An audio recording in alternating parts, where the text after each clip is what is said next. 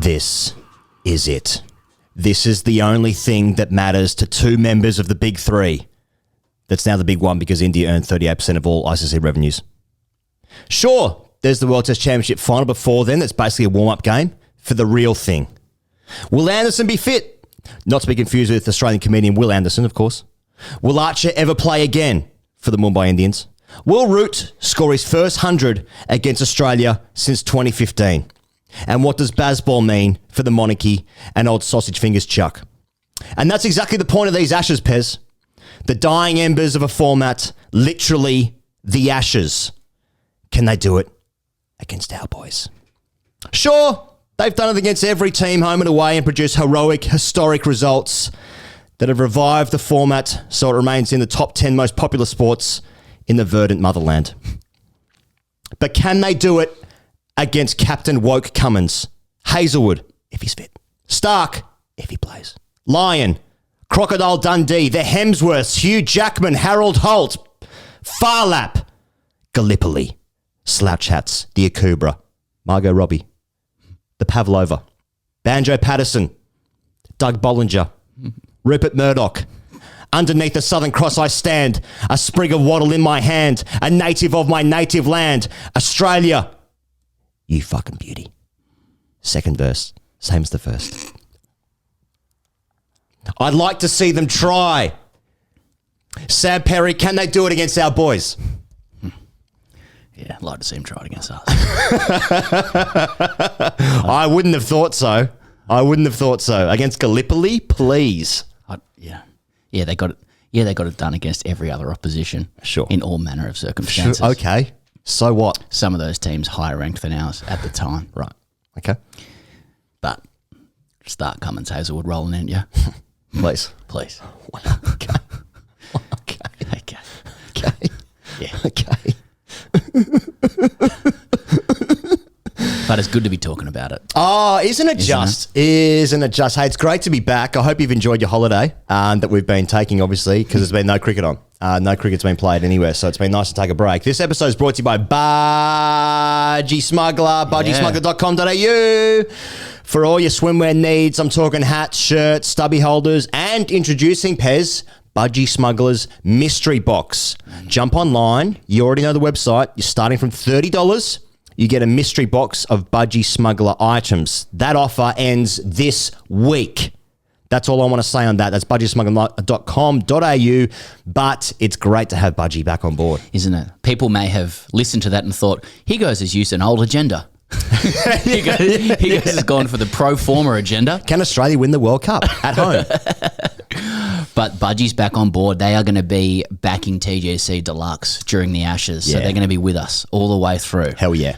To August. So, stay tuned for some Budgie offerings, promotions, etc. I hear it's a summer of smuggling in the UK, but it's just a little whisper for now. Right, okay. It's just a little whisper, but great to have him back. Okay, on the show, we're obviously talking about the Ashes. We're talking about the World Test Championship final. We're talking about the Australian summer schedule, which has been released. That's for the men and for the women. We're also talking about the IPL, bit of a catch-up there, and some ICC distribution chat in terms of finance.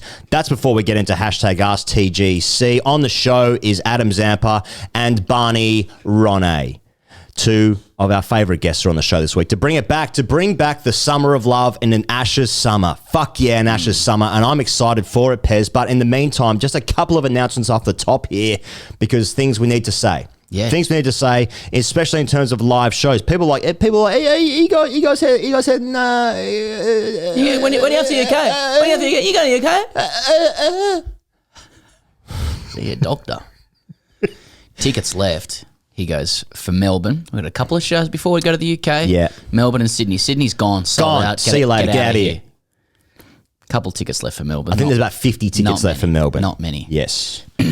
And also, just with Melbourne, that is 2 nights before the first Ashes Test match in Edgbaston. Right. June 14. Wednesday night, Corner Hotel. Yeah. Announce some guests soon. Probably could have done it now, but hadn't thought about it. Whatever.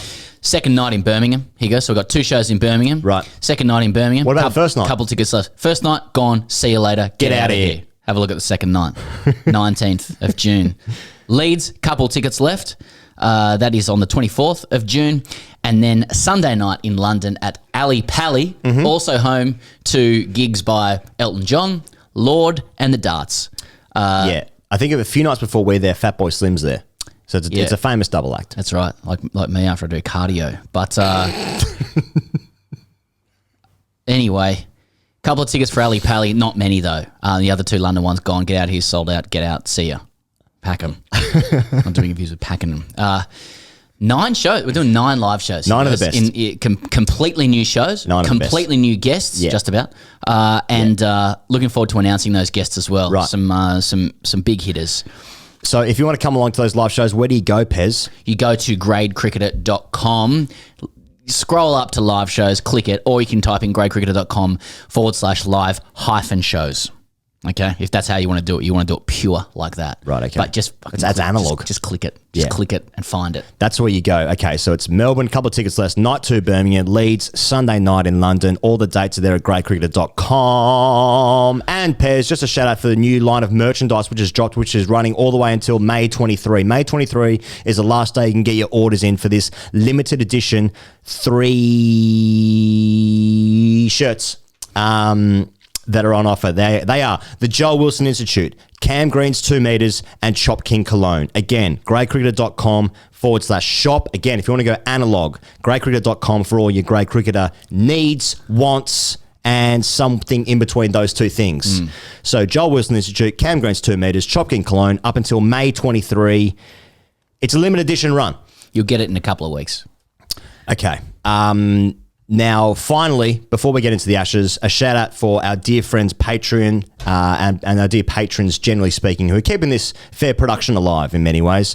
You get Watto's Wrap every week, which covers what's been happening in the IPL every week, the audio for that. You're going to get World Test Championship final dailies and the build-up for the Ashes. Obviously, dailies for the Ashes. We are in the UK for the first 2 Test matches. Edgbaston and Lords will be doing it from the UK. Obviously, we're not going to pop home to do the dailies. That would be insane and also wouldn't work given what's happening with time travel and such.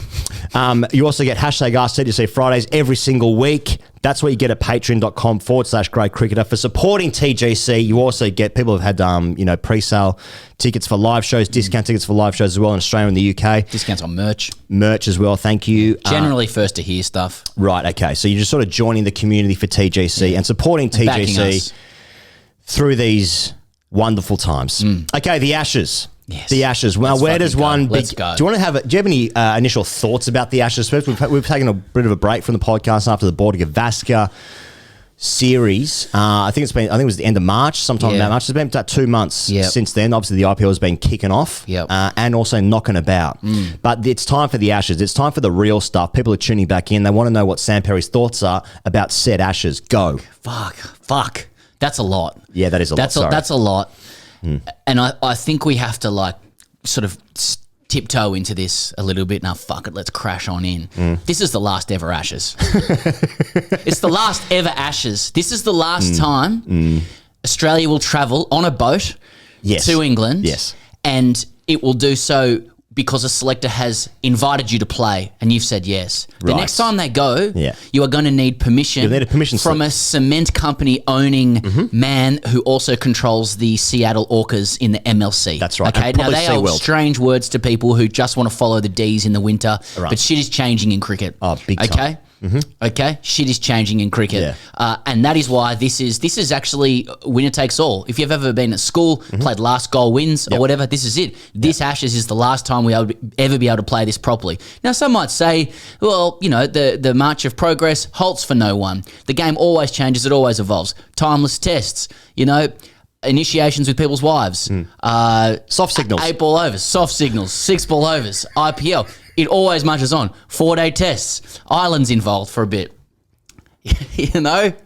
One of those things you said stands out from the others, if I'm honest. Well, they're rumours, but... that's an allegation. That we keep going back to. But this is the last normal, proper Ashes series. Can you imagine the state of what this series is going to be in 4 years' time, the next time Australia are due to go back to England in 2027? Wow, hell. What don't know what it's got to do with it. What is this tournament going to be like? And it's a tournament now. I mean, It might be. Literally, one of the Rajasthan owners said the other day, the Rajasthan Royals owners said that it should be like Wimbledon. Yeah, once a year. Once a year. So it might be in England. So Yeah. I don't know what that means for the Australian summer. Well, what does it mean for Wimbledon? Yeah. That's right. Where's Rajasthan's going to get its mitts into Wimbledon? Yeah, everyone's wearing pink all of a sudden. That's right.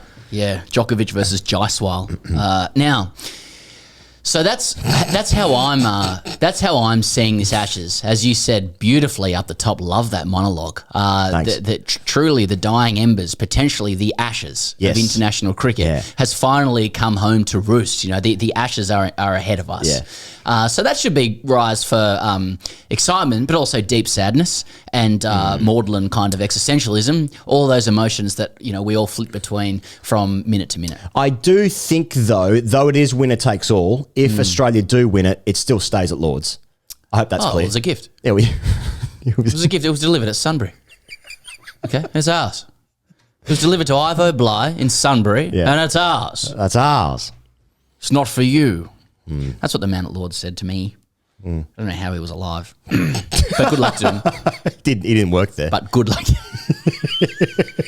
He was just sleeping in the nursery. There's a punter walking around the gift shop just like me. It's from Chester, west of Manchester.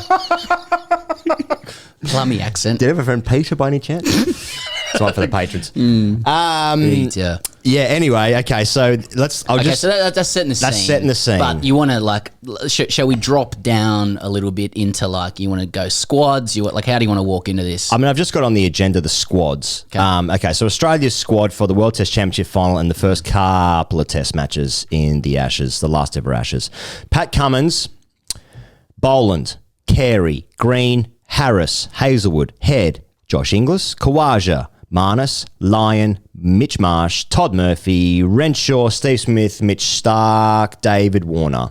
There's a couple of guys floating around the squad. Your Bancrofts, your Nieces, guys in the country. They're in the country. I like that about the Ashes as well. That's traditional. You're not in the side, but you're knocking about the country. Yeah, you know what I mean? Yeah. You need me? Oh, yeah. You're basically in the squad if you're playing county cricket, or as I call it, third grade. You weren't invited to a house party, but you're at the service station around the corner getting a frozen Coke. Yeah. That never happened to me, but you retired just many years ago. Waiting for the call. You retired many years ago, but you've still got the boots in the car. Exactly. That's right. You want a game and you're already there. How'd you already... with your whites on. Big news for English fans on Twitter. Steve Smith's averaging 16 so far for Sussex. I don't think I've ever seen a dismissal played more times when he was out LBW in that game that hit him in the fucking dick. And it was just like, oh, okay, well, that's very interesting. Very interesting. That's a huge oversight from us already on this podcast. I mean, 1-0 England, I say. Of course. But also, how good is it to have the county championship back? Yeah, well, again, third grade.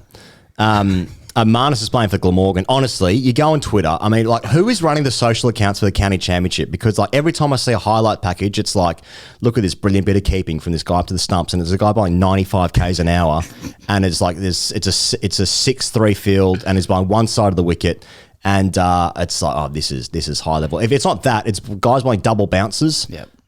It's Stuart Broad, the non-striker, with his hands on his hips as the bowler runs in. Yep.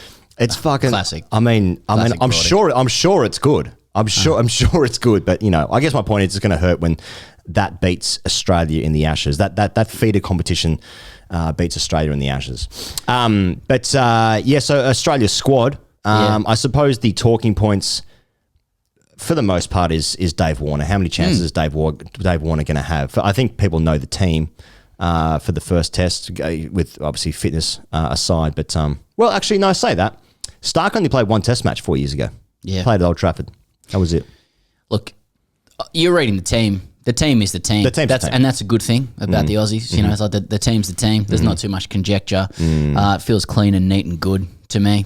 It's what we've got. There you go. Yep. Have a crack at that.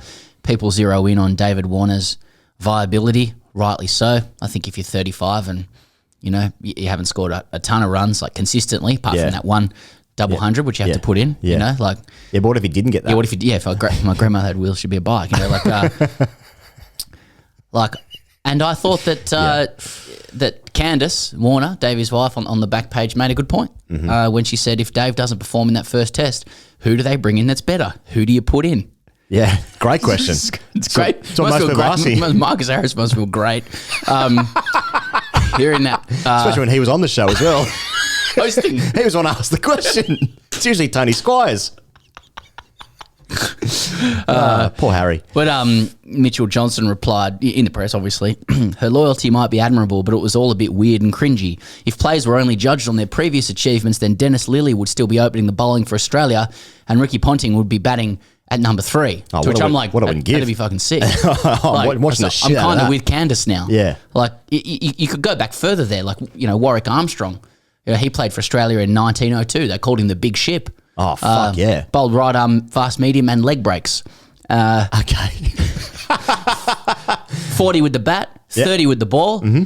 Tried to man-cad a New South Wales player by the name of Bull, incidentally, in 1915. That was 1915. Hell of an effort, given man-cad wasn't born until 1917. Very interesting. They saw the foresight. Anyway, yeah, still the foresight. So he failed man-cad. Otherwise, Australia clean and good. Warner. I mean, yeah, like people are like, oh, could end his career. It's like every Ashes, there's careers that end. When you're 35, you got to score runs. That's it. I'd imagine he accepts that. Yeah, just how it is. He's had an interesting IPL, and that means absolutely nothing because it's in India and it's a different format. Right. But he's still scoring lots of runs. I think he's hit 550s in the IPL out of 13 innings. He's in the top. He's in the top 10 or 11 or 12 and slowly scorers. But he's batting very slowly in comparison to other guys. He's averaging like 100. Striking about 125 or something like that. Right. He's got the same amount of runs as Maxwell, who's had a great IPL, really. And Maxwell's hitting him at like 180.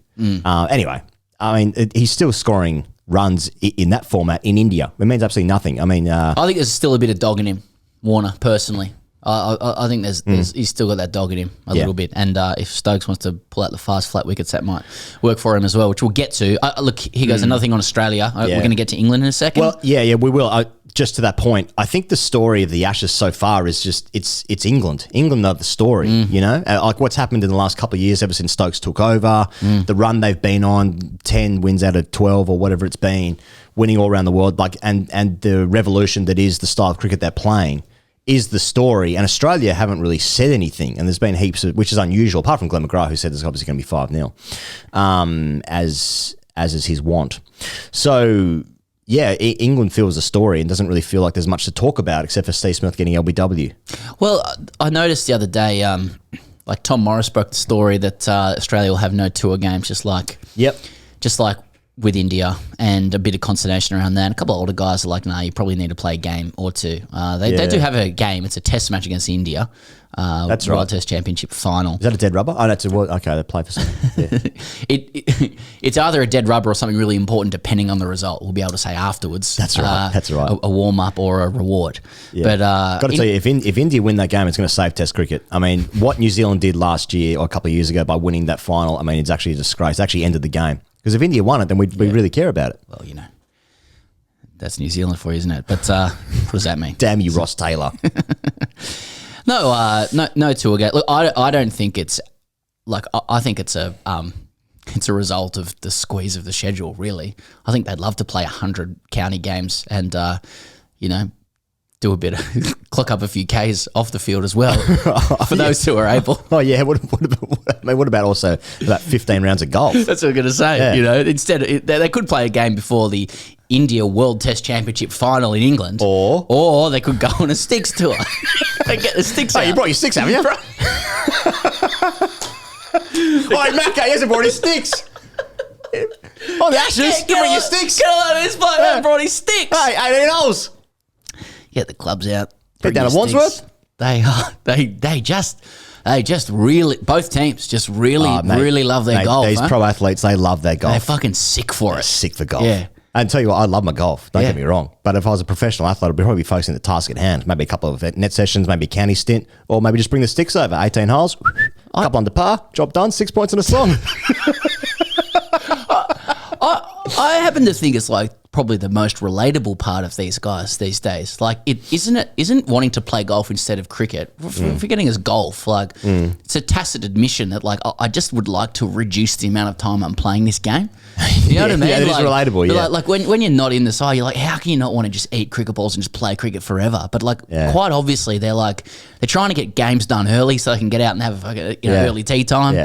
And all that sort of cliched rubbish. I think that was most of the point of the 100, to just shorten the competition. So try and get no holes in the evening. We'll come on to that. But golf looms large for this Ashes tour as well. Yeah, it's a big one. Yeah. It's basically the Ryder Cup. Yeah. But Australia's in it now. I think that, you do know their feelings. Like, like you talk to the Aussie cricketers and, like, what's your favourite sport? It's like, well, cricket would be in the top 3. Yeah, exactly. Yeah. Anyway, you want to talk about some England stuff? Yeah, sure. Okay, so England squad's not been announced yet, but the last match they played in New Zealand, that was the one they lost by 1 run in that crazy game. So the team, the 11 for that game was Crawley, Duckett, Pope, Root, Brooke, Stokes, Folkes, Robinson, Broad, Leach, and Anderson. Obviously, in and the round as well, I think Matt Potts is supposed to be brought back into it. Mark Wood will obviously play a role. I think Wokes is expected to play some role. Then there's Archer, who I don't see how he will ever play Test cricket again for me. Ollie Stone is again one of those guys around it, but he's torn his hamstring, so he's at least out for the first month, I believe, of the Ashes. So he's unlikely to play a role as well, I suspect. So those are the guys that are. Saqib Mahmood, I think, is in and around. He's in and around. Yeah. He's in and around. So those are some names there. I suppose the Tim Wigmore broke the story, I think it was last night, Australia time, that Bairstow is likely to keep, and therefore you'd suspect batting at 7. Keep and bat 7. Now, Ben Stokes has said a while ago that he thinks he knows the team. There's going to be flat decks, 59-metre boundaries, etc., etc. Obviously, Stuart Broad said the last series was void. You would suspect then it's going to be Crawley, Duckett, Pope, Root, Brooke, Stokes, Bairstow, and then your bowlers will revolve around. Yeah. I mean, Mark Wood will rotate through the 3 quicks and Leach. Yeah, I think that's so. That's about right. It's a pretty good team. Yeah, and I think, Broad kicked it off, didn't he? He kicked off the war of words. War of words. And I just got the impression. I mean, I'm just kind of aping what the English press said and the English guys online. Just, Broad is good, isn't he? Oh, isn't he good? Because he said, isn't he good? Yeah, he said the series was void, to him, because it wasn't sort of high level of COVID, and that's we know what Broady's up to, don't we? Isn't he good? He's brilliant, isn't he good? Broady, absolutely brilliant. That's genius. Playing tricks on us Aussies with his patrician wit. Fuck, we're dumb, aren't we, Danny? Yeah. Fuck, we're dumb. And that there's no. The thing is, when Broady sort of, when he's on, when he brings the rod out, and he's like, done it again. And as Australia, if you challenge that, what are you, Pez? There's no possible Australian. There's actually no possible Australian response. I'd love to see us rattled. That won't get some knob end saying that you're rattled. With 4 fish hook emojis. But love to see it. I found it like. What I like about it with these particular Ashes is like what Broad's doing is quite like novel and endearing, because like there's so much revolutionary zeal about this England side now. Like, people in Australia, if you're listening to this, England have been playing this thing called Bazball. Now, we don't know that because it happens when we're asleep, and we also follow Aussie rules. Yeah, that's right. But so all Australia knows about England, this is inside info for English people, is that like, you guys come out here once every 4 years and we fucking destroy you, and then that's what you are to us. Anything you do in and around that is not like validated, known, acknowledged. It's unrecognised, you're a failed state. Right, in terms of cricket. They basically St Kilda Football Club. Whatever. Whatever. Which footy club's Stuart Broad? Yeah. St Kilda's going okay this year, and that's the point. That's the point. But like, the truth is that there's like so much revolutionary zeal about this England side now. You know, like, it's all about going at 5.5 and over. Bazball, like this England side is now playing not just for winning the Ashes, but like an altogether higher, superior purpose of saving cricket itself. Yeah. Like, England are the good guys. Yeah. And they have styled themselves this way. And so what Broad has done, I find it like, out of kilter with that. Like, it's kind of old world. Like, McCullum wears sneakers. You know, Harry Brook will hit his first ball for 6. Like, Wood's going to bowl 100 mile an hour. Like, it's all new. It's all rock and roll. Broad's doing this, like, old school war of words hype. You know, like, he bowls early 130s. So he's had to try and fit into this. Like, he's reinvented himself as the Nighthawk. Yeah. He's employing PR to, like, fit into this revolutionary regime. And I'm all for it because, like, I just think Stuart Broad's great. I love how the legs pump. He's lion-hearted. His vibes. He goes big in big games. Yep. He's old school. I just think he's working very hard to fit into the new stuff. You know what I mean? Yes, I see. I'm going to definitely agree with him that nothing was high level about those Ashes. I completely agree with that. That was the worst England team I've ever seen in my lifetime. Now, like, that doesn't. I'm just a fucking dickhead on the internet. Doesn't mean anything. But like that, it was bad, wasn't it? But to your point, Bez, But that's because it wasn't high level because of COVID, right? Sure. Yeah. So, you know, I feel like it's hard to place this New England team because it's, you know, Stokes and it's happiness and it is rock and roll. And to me, it just makes more sense when England is basically Jacob Rees-Mogg. Yeah. Like, that makes more sense to me. Exactly. Like, that just fucking some posh twat on lying down in Parliament. Yeah. And Australia is the honey badger. You know, we're sort of like, we're brash and Australia's Crocodile Dundee. Yeah, that's right. Yeah. We speak in jingoistic terms. Yeah. Laconic. Dumb, alcoholic. Yeah. Sweary. Yeah. Big knife. Yeah, I like slouch hat. Yeah. Also Gallipoli. That's right. And England's Jacob Rees-Mogg. That's right. Yeah, lying down with the Benny Hill music. Except our captain is, you know, talking about saving the world with climate change. Yeah. And I can't figure out, like... Yeah, and England's being arrogant. Yeah. Everything's fucking upside down with this shit. Yeah. It's like... England are being arrogant. I've not seen that before. Yeah, it feels wrong to me, but like, this is the way Brendan McCullum's released them somehow or some shit. This is the new stuff. Australia's looking on bemused like the fucking jock alpha at a school going, what? Who's this fucking... Here's Sandy from Greece has turned up with the fucking leather pants on now, you know, with a cigarette. Tell me about it, stud. Stubs it out. Then you want to have sex with her. When you're 12. R.I.P. Olivia Newton-John. She had a makeover. She was Sandra D. What?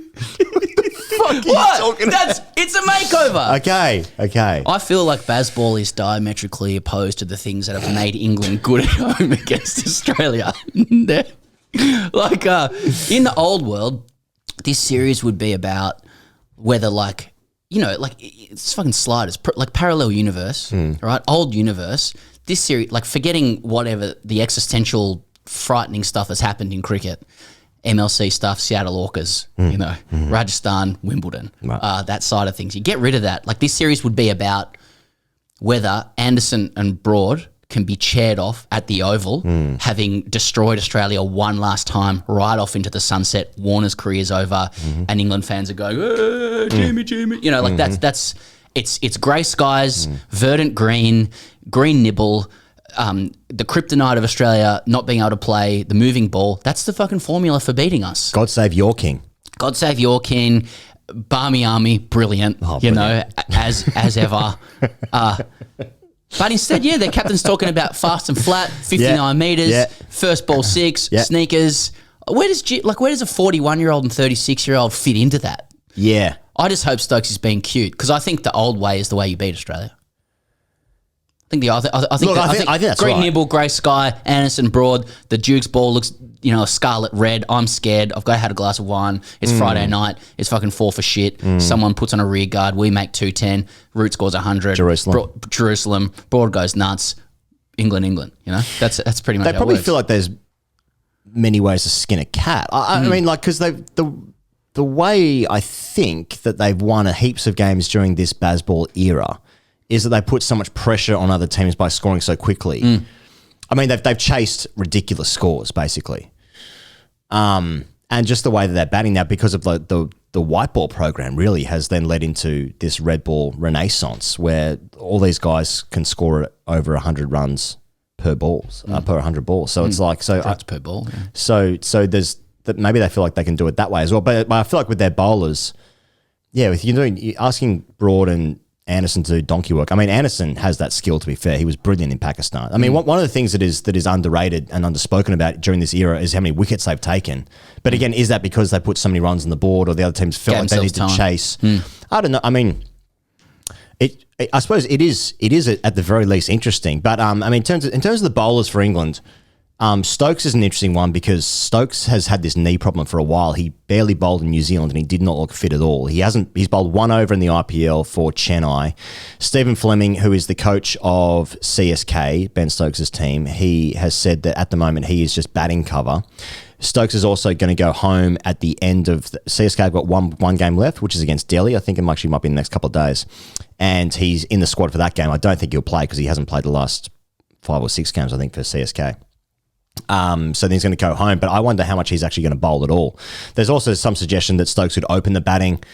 That to me sounds fucking wild and ridiculous, and just taking this thing to absolute extremes, which maybe is what the whole point of it is. I'm not really sure, but I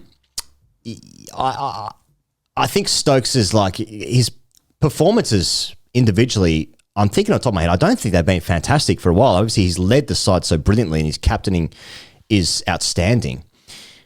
I just think he's like this. He's got this Jordan-esque ability. That's Chris Jordan. To, even then when he's not fully fit, he has these performances in him which can reach these heights of just absolute sensationalism. Just like unbelievable performances. He has that in his locker even when he's not fit. The Headingley style games from 4 years ago, that he can achieve these things just from sheer will. World Cup final. Oh, he's got a whole litany of achievements from the depths of despair. He'll get himself up. I think all of England are, they've made this number one priority easily. I think McCullum, that's one of the great achievements of McCullum, is that they are, in that really cliche sense, they're all bought in. They are buying in deluxe. They love the freedom of how they're playing. They're completely free of the shackles of the old way that England used to play cricket. Stokes' captaincy is very freeing and attacking and aggressive. I think part of why they're good with bowlers is because he's a bowler. He understands. He knows fields, all that kind of gear. And I think that Stokes will be fine, probably. And I think he'll bowl. And I hope that I really do hope that Anderson, I think, has got a minor injury and he sat out Lancashire's last game or the second innings or something, and he won't play against Ireland. There's no way he's playing against Ireland. He's 41. I mean, why would you make him do any extra work with his body that he needs to? I really hope that he gets up for it as well, and they have enough in terms of bowlers. I mean, to that point, I think we both. Well, no, I won't speak for you, but I mean, England should win. England always win at home. I mean, in the Ashes, most of the time, especially in this century, the home team wins. Yeah, I think Australia had their chance 4 years ago. I think this team is broadly the same amount, it's same players, broadly speaking. They had their chance to win an away Ashes 4 years ago, and they fucked it basically. And by they, I mean Joe Wilson. They won the Headingley game 5 times over. They didn't win that game. Ben Stokes won that game. Then they turned it around. They won in Old Trafford to make that 2-1 then. And then they won the toss at the Oval. And Tim Payne batted on an absolute row. They dropped 4 catches before lunch, and then the game was 2-2. I think they had their chance 4 years ago, and that's how I feel about this team. This nearly team. It's obviously a new captain. It's some sort of new cycle. Just about. Marnus was brought into the team when no one really knew much about Marnus 4 years ago. But I just feel like England should win because they're the home team. They're playing excellent cricket. They've got good players. They know how to win in England, and Australia don't have a history of winning in England. So I think England should win the Ashes. But to that end, Joe Root is an interesting character in England's side, given that I read this morning he averages 38 against Australia. His last 100 was against Australia. His last 100 against Australia was in 2015 when he won Player of the Series in that Ashes. He has scored the most runs during the Bazball era. He's faced the most balls in that era. Yet his record isn't fantastic. In fact, it's well unders for, I think he will probably finish his career as the second most test runs in the history of the game behind Tendulkar, probably. I think, for me, he's England's best ever batsman. I think he's better than Cook, for me. But it's an interesting one. I guess if he was the captain, Australia would target him, but he's not the captain anymore. So I guess we've just had to find a new way to get him out. He's going to be. I hadn't thought about that. How dangerous he's going to be because we can't target him. Yeah, given he's not the captain. It's I mean, so many guys, English especially, don't have great records against Australia. Australia typically have good teams. compared to other teams that used to play Test cricket.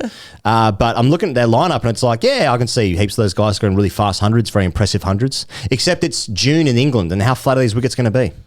Yeah, I'm not sure. Like, however flat you want to make an English wicket, if it's June and there's some overheads and there's a bit of green knocking about, there's still going to be a little bit of juice. Yeah.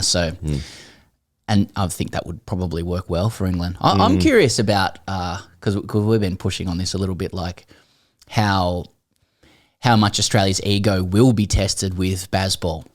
Right. Like, I feel like in old regimes, not to rake up old graves, but like, under a Boof or under a JL, that would be like, red rag to a bull with Bazball. Toe to like, toe. this won't fucking work. Yeah. Yeah. But I really feel like one of the best things Australia has going for it is the composure and probably ego-free nature of McDonald and Cummins, who will probably look at it more as a tactical, strategic challenge rather than being like baited into some kind of war of the chest. And I don't know how I feel about that. I'm not sure if I want an Australian team going over and being out-chested. Yeah, they might win 5-0.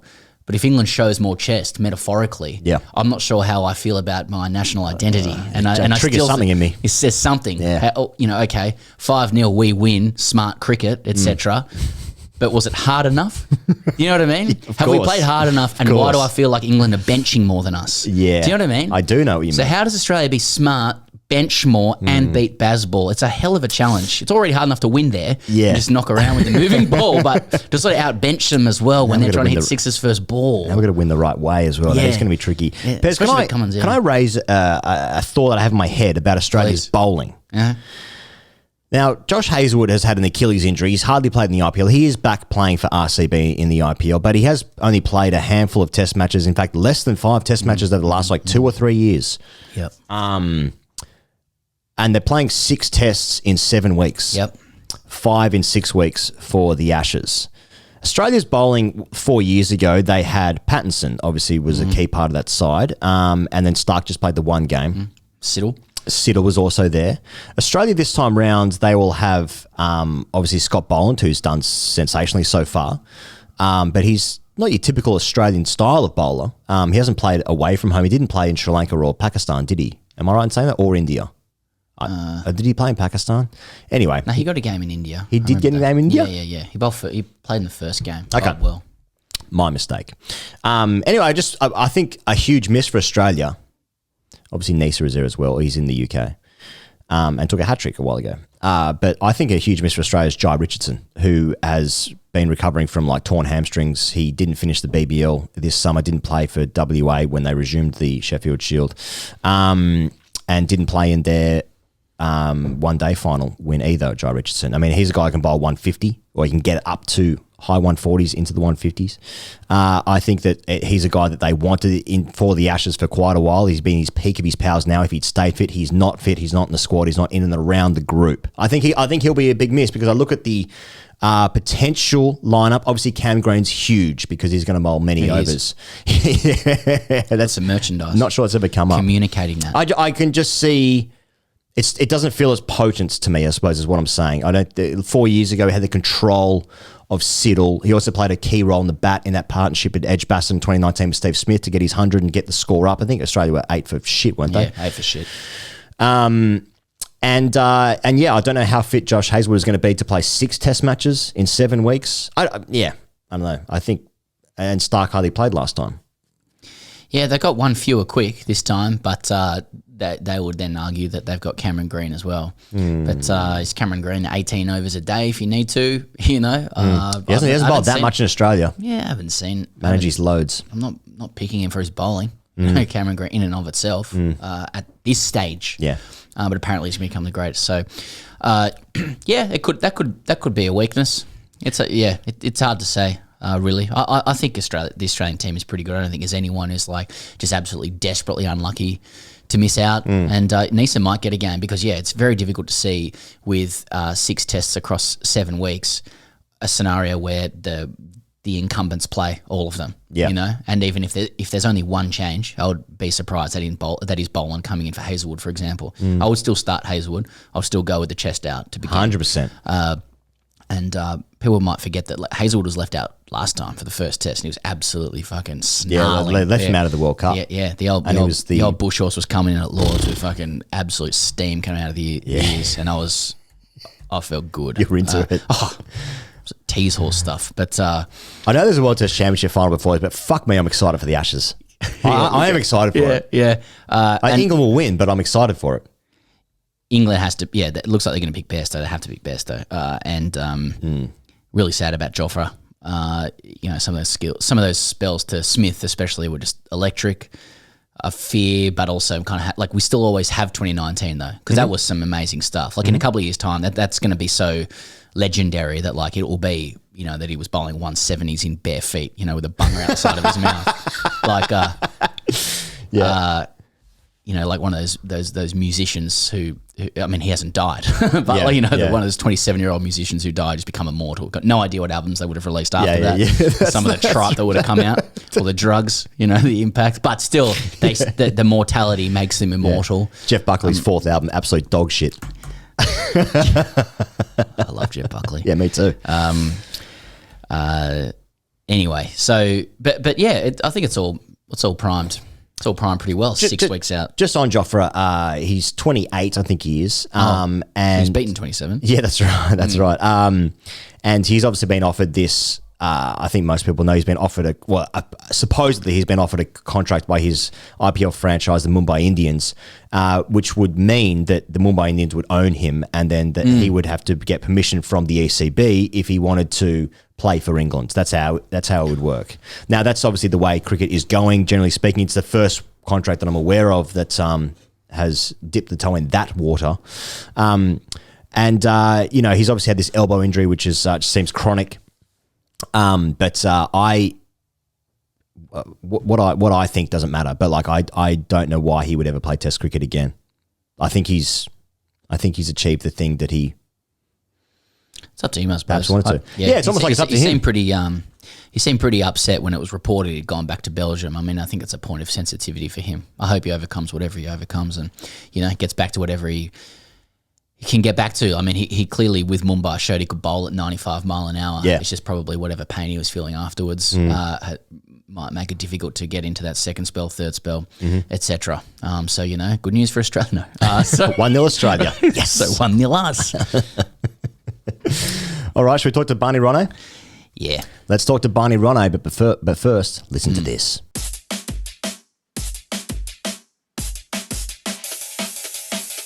I'm just intrigued to see how long it sort of lasts, if it's sustainable.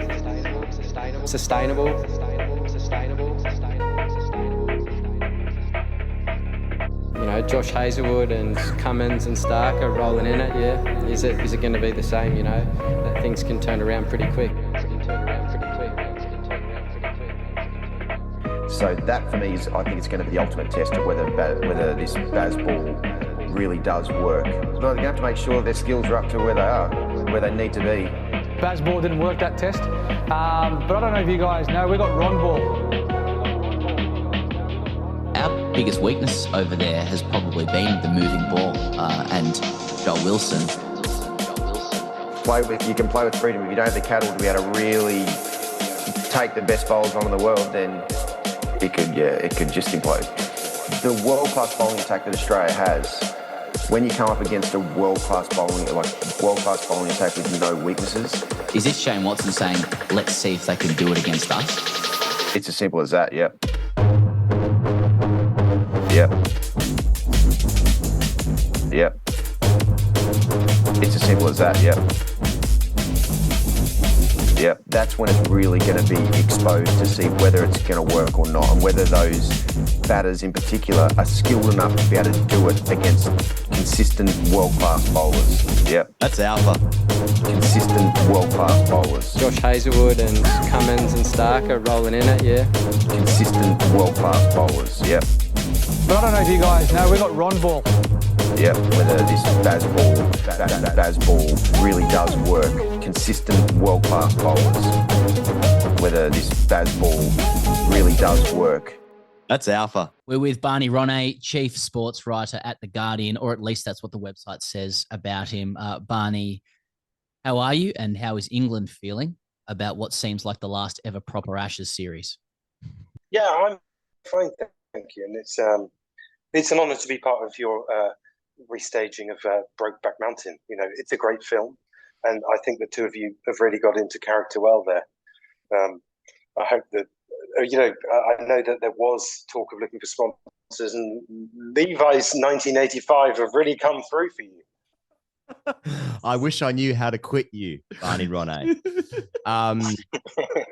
Before we get into the big lineup of the summer, and by that I mean England's test against Ireland, can I ask you about the IPL and what people's relationship is with it in the UK? Do people watch it? I mean, the reason I ask, and you would have perhaps heard this before, Barney, is that in Australia, the games start at midnight, 1 a.m. It's the worst possible time. But in the UK, I think the game's on in the morning or the mid-afternoon or something. So at least it's on when people are awake. But do people like the IPL in England? Yeah, it's on at a really good time, and it's on Sky, so it's on. There's a game. The same game is on all the time. A good game, but essentially the same game is on constantly. I don't know. I mean, I watch it, but that's because I work from home. I think that there's a problem with it in that.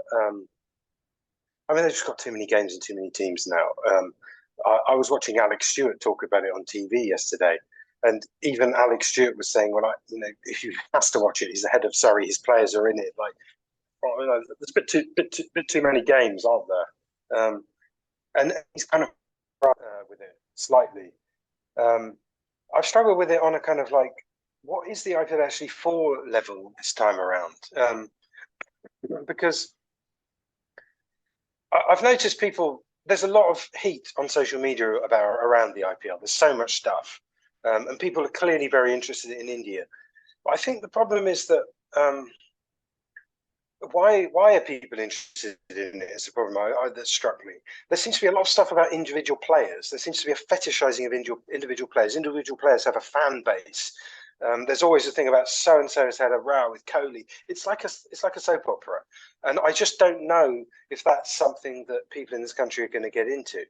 I saw that Sanju Samson has done something wrong this week, and all Sanju Samson's fans are standing up for him. Some other people are standing up for Joe Root. There seems to be this kind of slightly ludicrous fetishizing of personality, which to me doesn't feel like sport and doesn't feel that interesting, but seems to be what T20 franchise cricket kind of boils down to in the end. You're a fan of this guy, and you want him to do well, or you think so-and-so has been overlooked. And I think it's partly because the teams are hard to really engage with, although it's getting a bit better, I suppose. You can sort of tell which one's which now. But that to me is a bit weird. There was a game, Rajasthan Royals were bowled out for 59 in 10 overs the other day, and the noise around it was just lots of people really angry about the power play and this player hasn't. Why is this player being preferred? And those people start arguing with each other. I just don't think that's very interesting. And it's one of the problems, I think, that the 100 in this country is pitched as this kind of family product, where you just go and enjoy the day, and there's a DJ, and it's just nice. And you say, look, there's families and people aren't drinking. So that's how they've tried to pitch it. But T20 seems to be this kind of atomized world of supporting a player and getting into moments, and also to be quite sort of vicious in a way. There's quite a vicious fan base around it, weirdly, given that none of it actually matters. It's just a product. And I think that's the existential problem that it has in finding a place to kind of bite into people's interest. I'll just watch it again today, and there'll be some noise, and someone will probably hit a six. This was news a few weeks back, Barney. You mentioned the 100 before. I think this came from the Daily Mail initially, that the ACB were exploring scrapping the 100 format per these reports and turning it back into a T20 tournament. And the specific concern was that the 100 remained the only 100-ball format in the world that hadn't quite taken off. Can you untangle that one for us? Well, it is interesting because the people now in charge of the ECB have come from Surrey, and that was one of the few counties that really vocally opposed the 100 in public, partly because Surrey is basically its own world, like the Oval, they own the ground, it's a big ground. And they could stage exhibition games there and detach themselves from Test cricket and still make loads and loads of money. It's basically a beer garden for the City of London. So, excuse me. It was interesting when those guys went in. You could see that how are they going to get round to the kind of about the 100. And the 100 isn't making money, and the 100 is weird, and the 100 hasn't sold to anyone. They obviously thought they were being very clever creating this piece of IP, whereas in fact it's that thing of the first idea you have in a meeting is not generally the idea you go with. This was very clearly the first idea, and it doesn't feed into any other leagues. Against that, it has been good, and it's got new people involved, and that's good, I suppose, if you want new people, if you want constant growth. The women's competition has been really good, and that's the one real sort of bright spark to it. It's given women's cricket a pathway, which it didn't have before. But that pathway exists just because they actually put some money into it and marketed it, not because it was 16.2 overs or whatever it is, and had DJs. So I think you can replicate that. You need to untangle that a bit. But I think the 100 is doomed. I don't think there's any real love for it from the new fans or the old fans or the people who generally hang around hating cricket generally. It's just looks like a cheap product. It looks like supermarket own brand Frosted Flakes. When you look at it, you just think, what is this? You know, there's a lot of cheap TV programs in England that sort of ape American game shows, and it looks like one of those. And those don't tend to last very long either. You look at it and you think, how have we ended up with this? Here's a weird colonial sport with this tiny hard ball that's totally impractical, that shouldn't exist. It just shouldn't exist. You can't see the ball from the boundary. No one, when you pitch this sport, it's not going to get past the first stage. But we've come up with this version on top of that that makes absolutely no sense. And we're saying this is a good product and people will like this instead of football. Cricket has to learn to live with itself at some point. Just getting into the Ashes now, Barney. Are you a guy that likes the war of words before any sporting event? You know, like obviously Stuart Broad said the last series was void. Ben Stokes is talking about having 12-meter boundaries. Glenn McGrath says it's going to be 5-0. Nathan Lyon says we will end careers. Are you a guy in your personal taste? Do you like war of words before a sporting event as sort of like a pre-snack meal? I like the war of words in the right hands. I like what McGrath said. He said all the games are going to be really, really close. They're going to be really, really close. But Australia will win all of them very narrowly and win 5-0, which I thought was really funny. And basically, Stuart Broad is my only hope. I'm clinging to Stuart Broad. Stuart Broad has gone. He's gone through a kind of ceiling in the last 2 years where I don't know what the real Stuart Broad is, and I don't think he does. It's like when Steve Coogan started becoming Alan Partridge, and suddenly there's no boundaries, there's no filter, and he's just, I don't know if he's being ironical or not, or if he's a comic genius, but I'm glued to everything he says. The stuff about that Ashes didn't really exist. The only thing he left out was, I think, maybe the Melbourne Test did exist because he got 5 for it. That felt like a real Test match. I thought that was brilliant, and all of his stuff has been good. He said Australia are doomed because they're going to try and emulate Bazball, and that's just going to play into England's hands. But of course, maybe Australia said they're going to do that. I thought that was very funny. Basically, he's great. And I'm putting all my hope in a 36-year-old seam bowler who basically just wants the game to be about him, because it doesn't. I have to be honest. I'm a bit worried. It doesn't feel, you know, when you've got like people coming round and stuff's not really ready. It feels a bit like that, and you over worry. You're fiddling about. We haven't got any ice. Where's the ice? And you get really angry with your partner or your wife or your housemates because where are all the glasses? It feels a bit like that, except it's real because the preparation isn't going very well for England. Jimmy Anderson has a slight groin injury, which is probably fine, but might not be. Archer is injured. Root's playing in the IPL. He's had 1 knock. I don't know if Stokes is any good anymore. No one really knows that. Our best bowler is probably Ollie Robinson, who does look ready, but it's quite a lot to ask him and Broad to take on Australia, who also have very good seam bowlers. Jack Leach is still the spinner. How's that happened? And Australia's batting is really good. I was looking at the averages, and suddenly everyone's averaging 50, which seems sort of like cheating and not what's meant to happen. You're meant to be stretched across formats. You don't really, average is not really a thing anymore, but suddenly everyone's averaging 50 and Khawaja is good. So that doesn't seem fair. So, but the one thing that gives me hope is it's the sort of thing where everything could just click. I think we overdid preparation in the past. Preparation was slightly fetishized. 2005, they prepared for about 3 years and everything was ready. And it's never going to be like that again. And they're good enough. And the whole system is based on sort of rocking up and being cool, which is fine if that's the way they want to do it. And also, we have Broad, who seems to be he's like this lone, he's like a mythic figure. He's carrying that torch. He still believes in the chat, the mind games, the epicness of it. It feels epic with Broad. And elsewhere, it doesn't feel epic, to be honest. You wouldn't really know the Ashes was coming here, which is a bit disconcerting given that this is essentially the end of Test cricket. So enjoy it while it's there. I want to ask you about that, Barney. I think the TGC position has been that England should probably win because they normally win these things in England. But there's been so much change in English cricket, and now we're being told that England will win because of these new macro revolutionary factors like Bazball and Stokesian cricket and stuff. And yet there are these other factors that normally account for Australia's defeat, like Anderson, Broad, Root, and General Green Nibble. It doesn't feel like it feels like it's going to be one and not the other.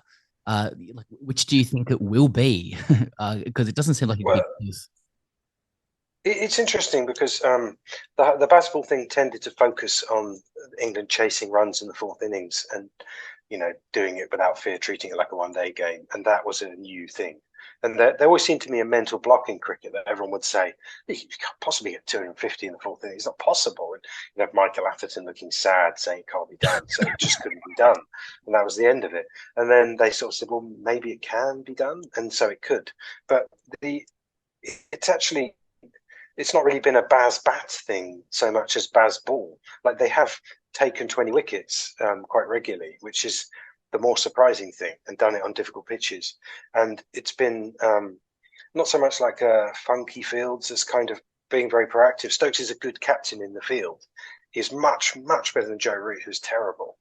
He seems to understand his bowlers. I guess he's a bowler, and fielding positions are good. And it has been Jimmy Anderson nibbling it about has been a key thing of Bazball. And Ollie Robinson is just a really good bowler.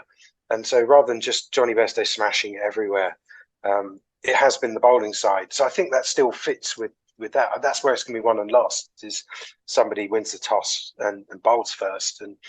And can you just kind of put it on a good length? Will still be the base note of it. Our bowlers are still, Jimmy Anderson's going to be 41 when the series ends. I think his birthday's at the end of July. He's still the key man. If he's not fit, I don't think England can win. So for all the kind of, the amazing chasing, which I think will be harder against the teams they have played, it's the bowling and it's Stokes being really good as a captain in the field that I think will be key to the whole thing. And we'll know how that's going to go probably after the first test. Last one from me, Barney. The answer to this question is both, but I want something more clickbaity. In that, which one would England want? Do they want the Ashes or would they want the 50-over World Cup, given that the 50-over World Cup would mean that they went back-to-back and that they also have the T20 World Cup that they won here in Australia? The answer is surely that they could literally hold all those trophies at the same time, which would be amazing, except I think that they won't because it's Australia and they're scared. I think that the players would rather win the 50-over World Cup. No. Because even though it's a dying format, which is a real shame because I think 50-over cricket is really good, that it's in India and quite frankly, winning a white ball tournament in India is a pension plan. And it's a huge event. It's a massive global event. Well, it's a continental scale event with a few other people around the world watching it in the middle of the night, which is as good as cricket gets. So to win that, look at Sam Curran. His whole career is based on having done well against India a few times. He's really done that very well, and conditions suit him. So he basically should play in India a lot more than he plays in England. I think they'd rather win that because, it would be great they'd hold the two white ball things. The Ashes is, I think everyone just wants to have a successful series. I really don't think it comes down to winning it. I just want the games to go to the fourth day and for the series to still be alive. I just want it to work. It's like when you get old, things like just going for a walk or just having a family Christmas where everyone doesn't yell at each other. Things like that become more important than being the best or having the most wonderful time. It feels a bit like that. I just want this to work and be okay. And that will be enough. And then it will still have a thing, which is called the Ashes. Winning it, if England win 5-0, that's probably a disaster. I mean, they won't, but that would be a disaster because what's the point of this contest?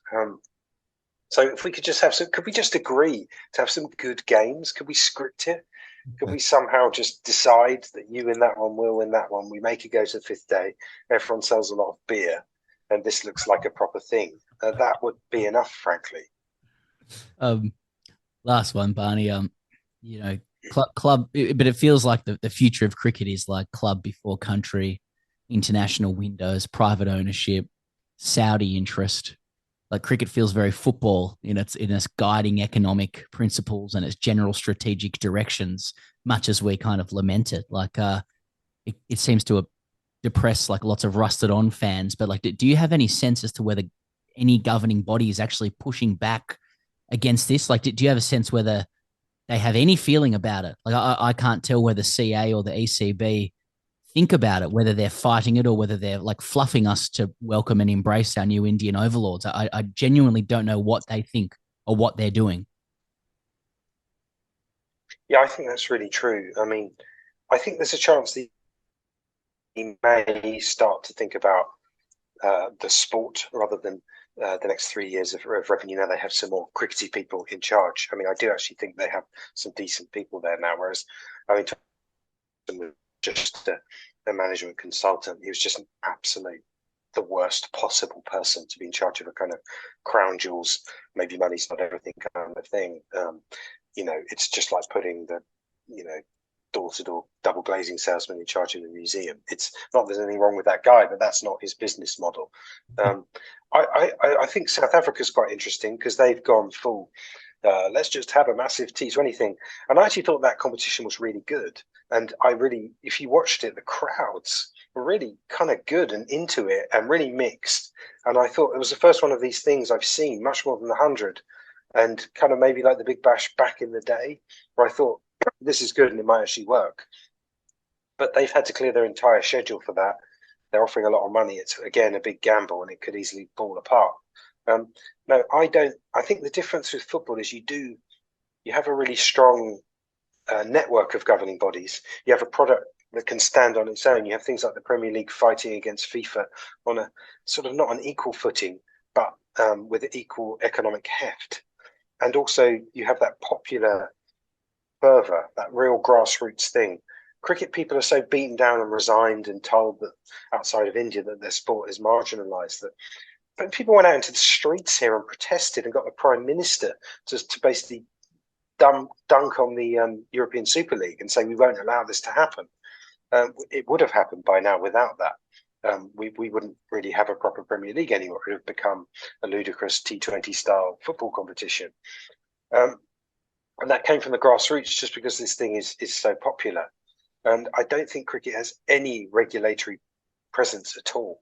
And you're exactly right. And that's kind of frightening if you actually care about it.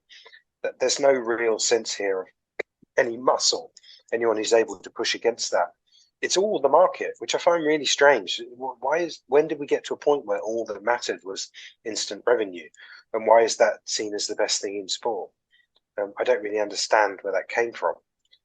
But yeah, the ECB I have some vague hope about the ECB, but it's very much like, the Death Star, and you're a tiny little hideout on Hoth, and your troops are deserting you.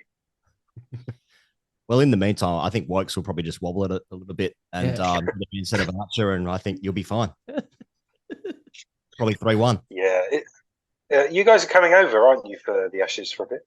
Yeah, for a bit. Yeah. So hopefully there is day 4 because we're doing live shows after some of them. So a day 4 would be nice for ticket sales. Yeah. Hopefully Edgbaston and Lords you're here for, because after that I do fear for what might happen to the rest of the summer if it goes downhill.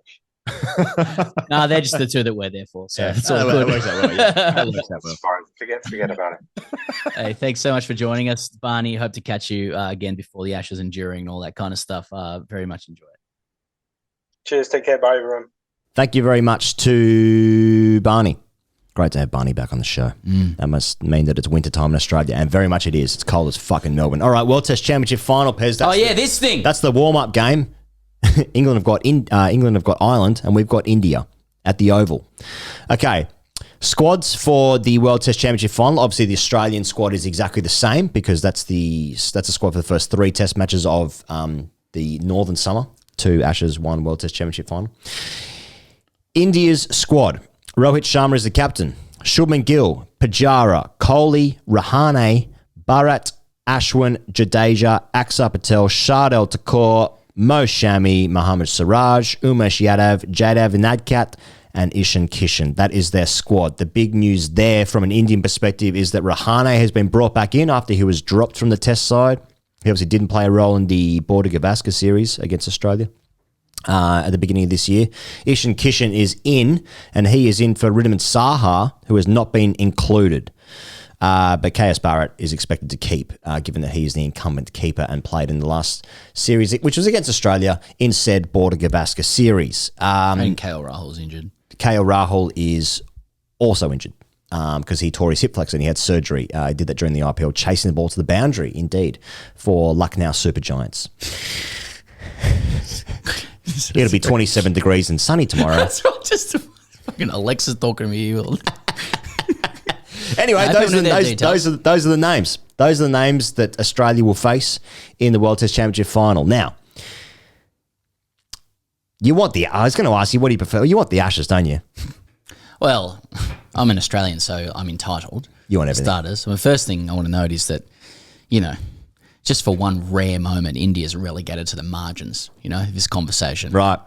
It's like, And like, put it this way, if Australia wasn't in this game, I'd be spitting chips. I'd be livid. fucking filthy. We had to watch that shit New Zealand and India last time. Fuck that. Yeah. And now that Australia's in it, I'm very much like, got to get through this one.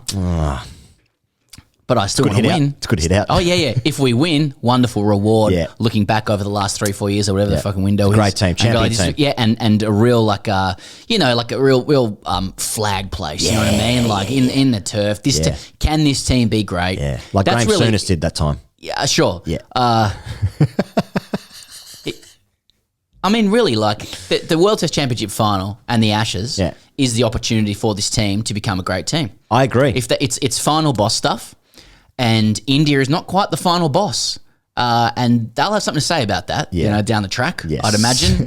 What do you mean down the track? Yeah. I don't think we'll get a situation like this again. It's like, it's a bit bridesmaidy for India here. Red rag to a bull stuff again. Like it. But racist. Is it? I'm trying to think. So what's against the Spaniards?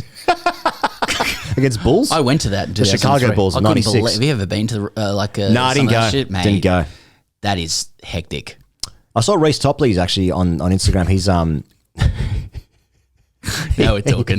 He went to one. Oh, right. Went to one. He wasn't either performing or the bull. No, in that situation. He was riding one. Yeah, mate, they really dangerous. Glass Topley. They really give it to those bulls, And you end up going for the bulls, really. Yeah. Anyway. Again, the Chicago Bulls of '96. You mean? That's right. You're just watching on your phone. Yeah. Dennis Rodman going to Vegas, etc. Phil Jackson. Which is the last dance. While you're going to a Spanish bullfight. Anyway, look, what can you say in terms of previewing this game when both teams are largely emerging from a heavy, flat, nighttime performing T20 competition? It's a carnival. Straight into a 5-day, possibly timeless test. It feels weird. Yeah, it's 6 days. 6 days, Yeah, 'cause I sure. have a spare day. You got to win, yeah.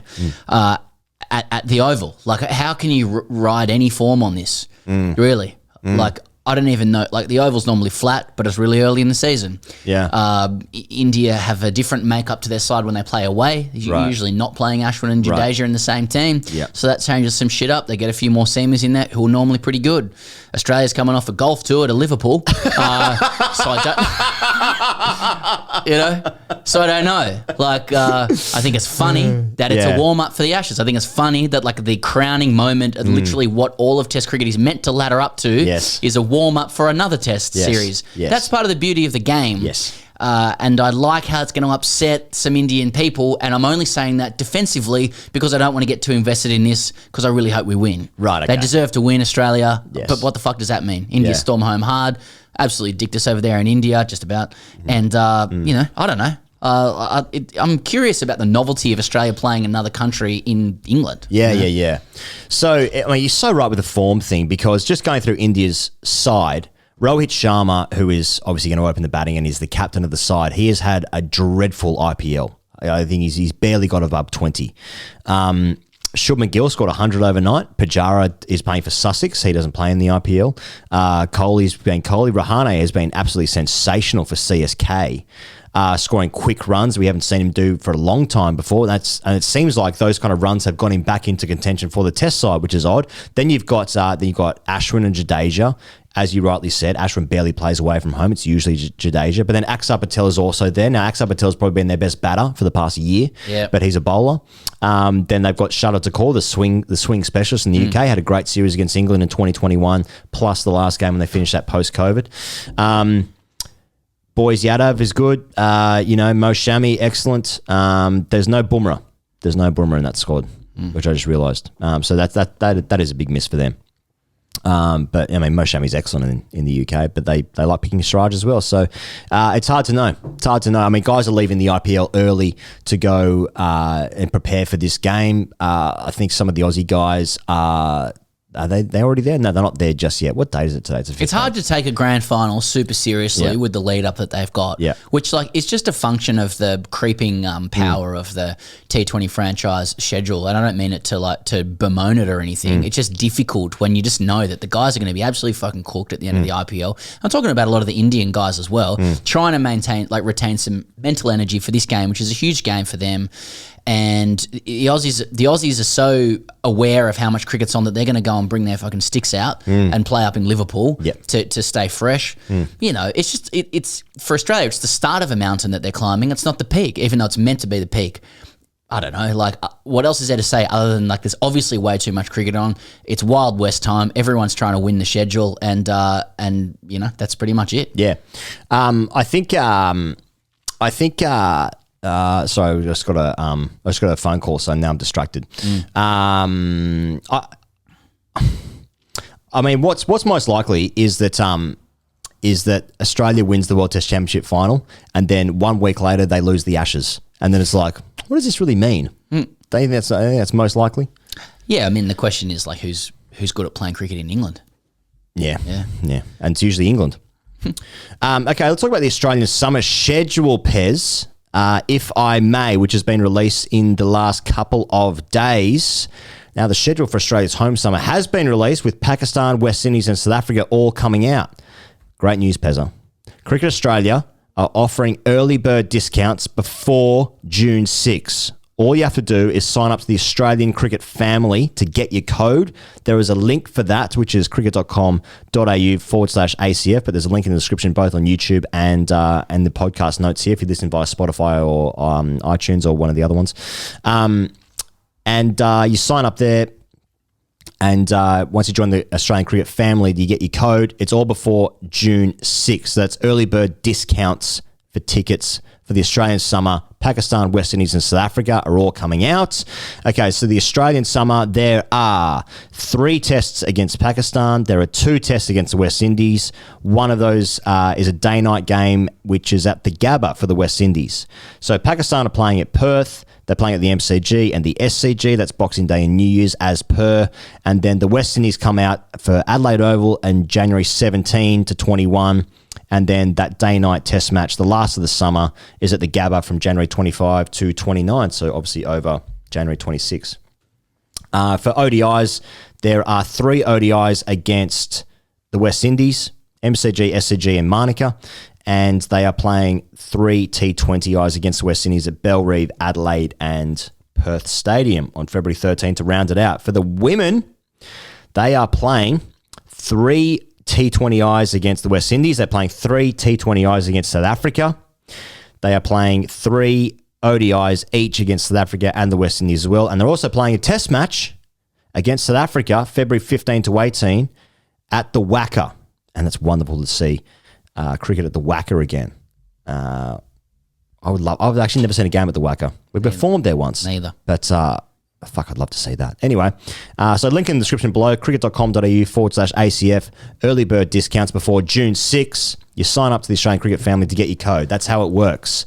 What do you want to talk about? The future of Boxing Day in the SCG? That's been in the news. Yeah, Cricket Australia released their schedule the other day and put a whole bunch of players up to talk about it. And invariably, from journalists, they were asked like more of the hot button issue questions, right? So, firstly, it is good. I think, like I feel good that if you want to go out to the cricket, like through this link, you can get cheaper tickets. Yeah. You know, because you can have a good day out of the cricket, irrespective of the quality of the opposition. It's a day out that is out there. Yeah. You can have a day out. You can see someone break records. Yeah, that's what we're talking about here. There's no doubt it's a weaker summer in terms of the opposition, but you can still have a great day out of the cricket. At cricket.com.au. Especially if you're playing at some of these guys. But yeah, when they put the players up and the journos got their hooks into them. Oh yeah, a lot of the questions were about the future of the SCG test and the Boxing Day test. And there was questions about there being a game on January 26. Ash Gardner's made some pointed and I think compelling comments once again about it. Usman Khawaja, I thought, spoke well about that as well. And so these seem to be kind of the bigger hot button issues that have come up out of the summer schedule. And as we know, as you've got here, like the BBL is shortened this summer, which I think is welcome for most people. But yeah, I don't know, mate. Like, you know, on that question of the SCG and MCG game, firstly, it's very difficult to imagine them not being on when they're on because it's all we've ever known and have a deep-seated fear of change. Yeah, really. You know, I do think more broadly cricket is in a more macro state of flux, and I think potentially everything is up in the air. Perhaps not for this broadcast TV deal that goes to 2027. Right. I have no knowledge about this sort of stuff, but I think I personally am more like getting used to the idea that like cricket may not look the way that we're used to it looking in the next short to medium term. Yeah. With what's changing. So I don't hold those particular days like as absolutely sacred in my heart. So that's just my particular view on it. But I don't know what's going to happen. Yeah. There's been questions over the last couple of years about why there's been such poor crowds at Perth and Optus Stadium there specifically. Christina Matthews, who's the head of the WACA, on reasons for poor test crowd. This is a tweet by Ben Cameron. We were coming off the back of poor treatment of Justin Langer by Cricket Australia, which I think the Western Australian public didn't take very well, understandably. The power of JL, man. How good is that? Just like, man, people just wouldn't turn up to watch the Australian cricket team because of the cricket coach. Yeah, because of the coach. I'm not. I believe her, by the way. I believe that. Yeah, like to an extent. I don't. It's hard for me to comment because but I will. That's actually the name of this show. The fuck is wrong with you guys out there? No. It's hard for me to comment. I shouldn't comment, and I don't know what I'm talking about. Please stop me at any point. No, get out of my way. I don't know if I wouldn't go to the cricket because of what they did to a coach. I'm not. I don't know. Maybe it's because I'm from Sydney, so I have no ideas of our community. That's right. I'm driven by my team winning. Yeah, and property prices. That's right. The price of cocaine.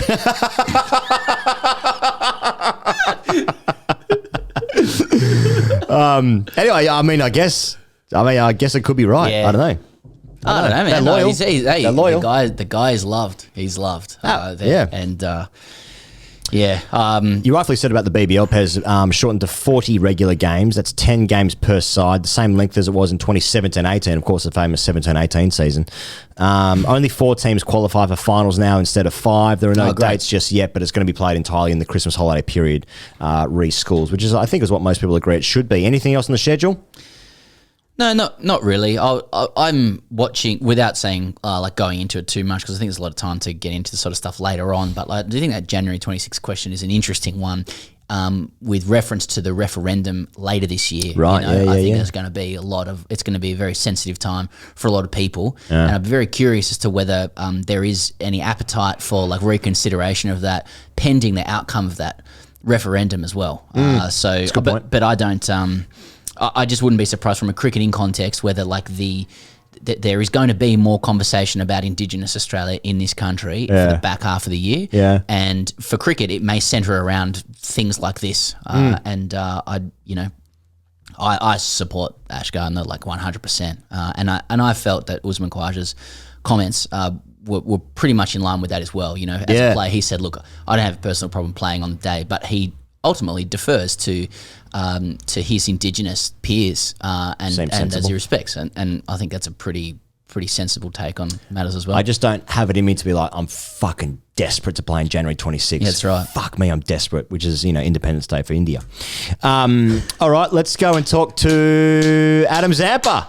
All right, we're here with Adam Zampa, a.k.a. Zorba, a.k.a. limoncello.papi on Instagram. New father, fashion model, friend of TGC, and the 6th highest wicket taker in Australian white ball cricket ever, as it stands. Adam, thanks for joining us on the Grade Cricketer podcast. Thanks for having me. How are you guys? Very well, thanks. Well, thank you. All right, Adam. You join us from Jaipur, I believe, fresh from a wonderful performance for the Rajasthan Royals. I say wonderful, a personally wonderful performance, 2 for 25 against Kohli's RCB, but somewhat overshadowed by a staggering 112-run loss. What went wrong?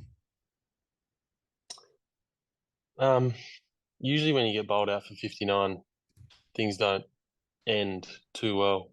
So, yeah, I reckon leaving the park, I thought, 170 is going to be tough on this wicket. And then when we were 8 for 58, I thought it's going to be real tough from here. I couldn't get it done either. Yeah, just couldn't get it done. And so it turned out. The reverse sweep was on, though, I thought. It was on. Zorba, how has it been, though, playing with Yuzi Chahal, he's now the leading wicket taker ever in IPL history, and also Ashwin is there. Has Ashwin been teaching you how to man-cab properly? Yeah, I've got that down pat now. Had a little conversation with him on arrival about it. Had a couple of sessions at training, working on the release point and getting that right. So now I'm looking forward to doing it right in the BBL this year against the Melbourne team. Yeah, nice. What's on that? Go on. Sorry, you got more to say about man-cat stuff?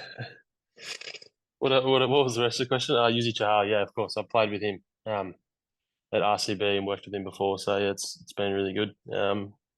2 guys who aren't like mystery spinners, but really smart bowlers. It's been good to chat to them about spin bowling. I wanted to pick you up on that because spin is such a mystical art.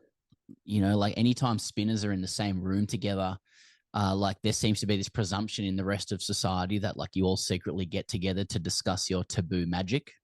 Warren and Mushtaq Ahmed and McGillar and stuff like that. You're in the same team with Ashwin and Chahal. Is it like that at all, or are you just adults coincidentally bound by one cricketing discipline and otherwise completely separate individuals traveling the cosmos? Option B, I think. Just guys in the team? Yeah, just guys in the team. Yeah. It's not like, we'll sit in a spin bowlers meeting, discuss batters, and then we might debrief post-game and, on the field, have a bit of a chat about what's going on, but it's not like this thing where we all get together, light a bunger and talk about the in-depths of spin bowling. It's just, it's pretty organic. Come to room 405. I've got this new trick I want to teach you, or I want to see how you do it with your fingers and stuff like that. Definitely not like that. Not anymore anyway. It's probably like that. Warren Mushtaq era. Yeah. McGill, Panesar. Yeah. There is no room 4 or 5 in this hotel. Yeah, I like it. Just that kind of thing. Yeah. So how is it? How do you find it when you're in Jaipur at the moment? That's northeastern part of India. Like, how do you find it when you're like, what's your experience like when you go out in the streets? Like, do you feel the love from the Indian public or the Rajasthan public when you do well, like, as opposed to like in Australia? Like, do you feel that warmth in Australia? Like I suspect that you probably do when you're in India and you do something good. Yeah, it's more of a challenge here. Going out. I mean, most of the time we go out, it's just to airports to fly to the next destination, and you get the rock star kind of treatment. But yeah, they love cricket. Everyone knows how much they love cricket here and how they react to seeing a cricketer. It's different in different cities as well. Like Jaipur, I feel like people are willing to give you a space a little bit more, but somewhere like Mumbai, it's crazy. Like you can't even really walk to 100 meters to a cafe without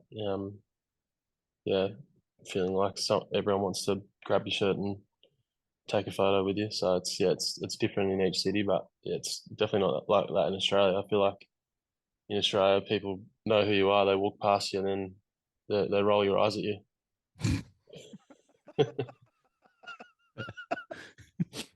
Oh, there's that idiot.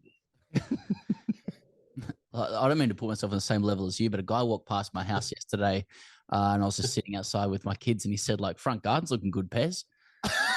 Like, I don't know who you are. You're talking about your kids. Yeah. Right. I don't know if you want to get involved in any like Ash's standpoint stuff, Zor, but like a lot of consternation in England about Joe Root being with the Royals and not really getting a game. And I know he's played a couple. And I know you've had a scenario where you've been behind Ashwin and Chahal a couple of times as well, albeit you've played more than Joe. Do you ever think about like amplifying Joe's concern, like just from an Aussie standpoint, just saying, look, Joe, you shouldn't be here. You know, you should be with Yorkshire. You're wasted here, like that kind of thing. Or again, do you just treat him like another normal adult on his own journey? The question has been asked, what the hell are you doing here? And then the question was also asked, if they ask you back, are you going to come back next year? And he said, definitely. And I was like, you sure? No, he's a good lad. Yeah, I don't know. He's the kind of guy who, even 2 months away from home, he doesn't really get his undies on his head or get too deep in the bush. Just loves his cricket. Sorry, mate. What does either of those things mean? They're references to, the fluctuation of emotions. Right. Being away from home so much. But yeah, he's I think he actually came just to work on his Bazball. Yeah, fair enough. You would have seen, Zorb, that MI have offered Jofra Archer. Well, they've apparently offered Jofra a contract, which would mean that England would have to, get MI's permission for him to play. I mean, if that was you, what would you spend the money on? A boat, cabin deep in the woods, deep in the bush. Yeah. No, but to ask a serious question in that regard, like, did you think that this would happen so quick? I know everyone who's, I think, in the game, well, a lot of people suspected that it was going to go this way. It was just a matter of time. Did you think it would happen this quickly? I mean, it's definitely going to head that way, with the amount of different IPL teams that own other teams in the new competitions. You've seen like the SA20 and the ILT20, just a couple. Few of us are playing in the Major League one in the USA as well in July. So there's so many of these competitions popping up. Yeah, I mean, I probably saw it happening in a couple of years. Didn't think it was going to happen this soon, but yeah, I don't know. It'd be interesting to see how like IPL navigate around it. Obviously, there's still the unknown of the auction. So, like, how's it look for Joffre if he signs with Mumbai Indians, but he has to go back in the auction in a couple of years? How teams get around that? But yeah, it's definitely happening. You can even see it with like Joss here. He plays for Rajasthan Royals. He's with Pal Royals. I'm sure that there'll be some other teams that Rajasthan look at that guys like Josh can be aligned with. So it's going to happen. I think it's going to be interesting to see what happens to a lot of people's careers post. I think these next 2 World Cups in the next 12 months or so. We'll say, like, hypothetically in 2027, like you're 35, and you've had like a red ball renaissance and, dominating for New South Wales and the club side they haven't signed up for yet. And like retired selector, like recently retired now selector Usman Khawaja, like taps you on the shoulder and says, you're on it's a boat. He's now taking boats back to the Ashes, and it's a good boat. But, but then like the owner of the Seattle Orcas, who's a cement company owner, says, nah, sorry, you can't play in the Ashes. You've got to play for the Orcas. What do you do with that money?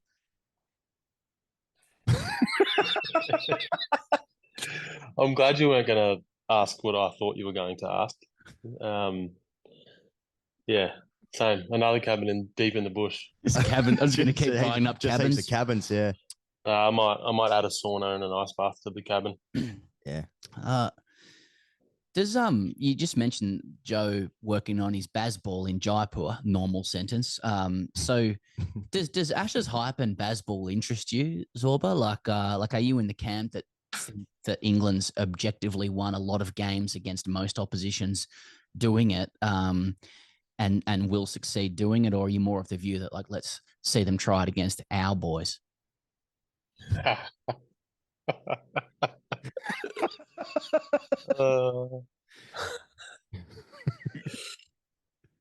No comment. I can't comment on that. Okay, I got another one. Our boys. Yeah. I'd like to see him do it against us. That's all I'm going to say. Can you say that out loud? I'd like to see him do it against our boys. Just a soundbite. Yeah. I'd love to see them do it against our boys. Speaking about the Ashes, our big boys. Want to keep going? Yeah. Speaking about the Ashes, we learned recently that Stuart Broad had written it off as a void series, quote unquote, the last one, saying nothing was harsher and that nothing about the series was high level. One, isn't Broady just brilliant? And two, is there anything in your career or in life you would like written off as void for the same reasons?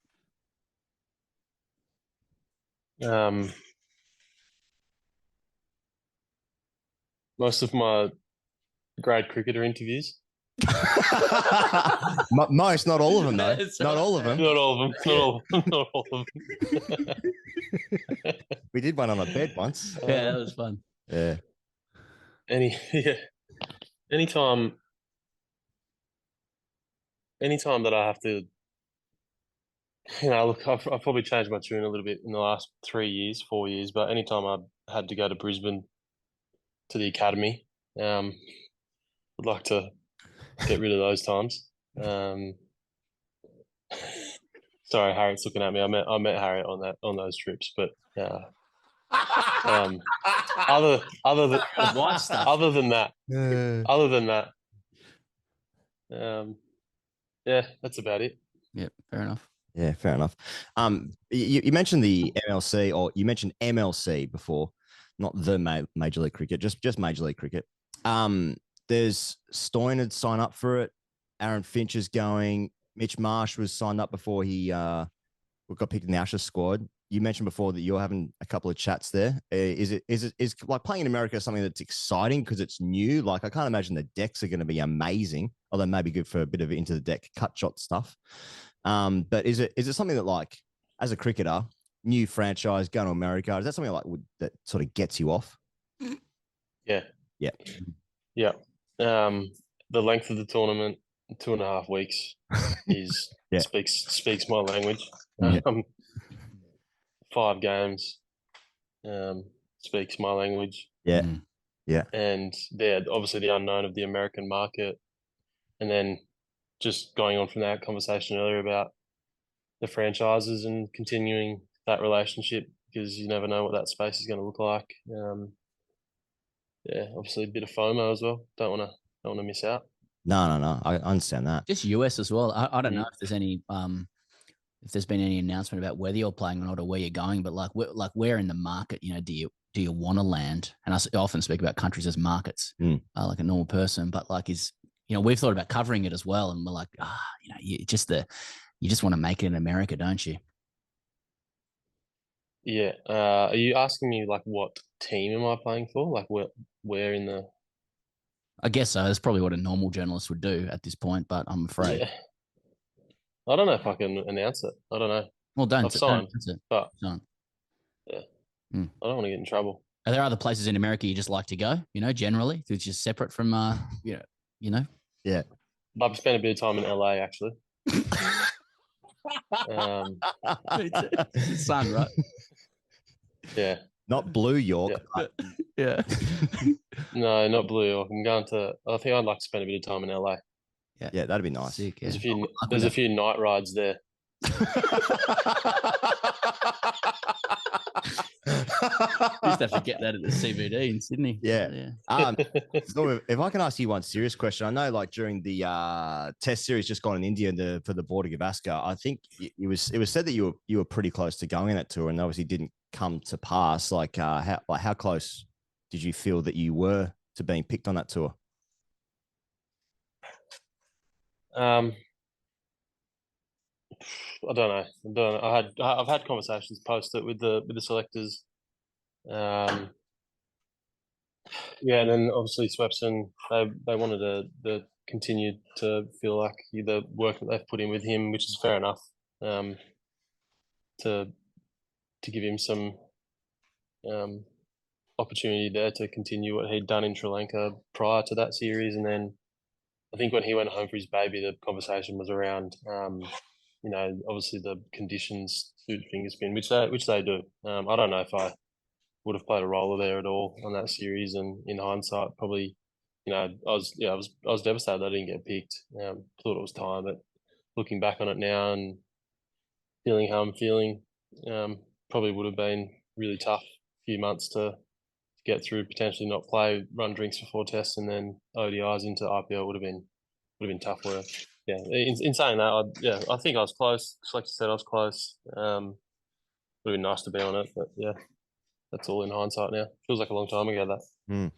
Well, looking forward, there's a lot of white ball cricket coming up. There's obviously a World Cup, the Australian Summer, then another T20 World Cup after that from an international perspective. And just, I feel like you're at a stage in your career, Zor, where, in Australia, we're so casual in the way we support cricket sometimes. Like somebody's statistics can really sneak up, and just mentioning before, you're 6th in the list, all-time list of white ball wicket takers for Australia. I think that would surprise some people, and you've got a great opportunity to take more wickets with the Windies coming out. No, so in all seriousness, the Windies are out next summer from a white ball perspective. They're playing red ball stuff as well. Are they still a force to you in short form cricket? Short-term cricket. I've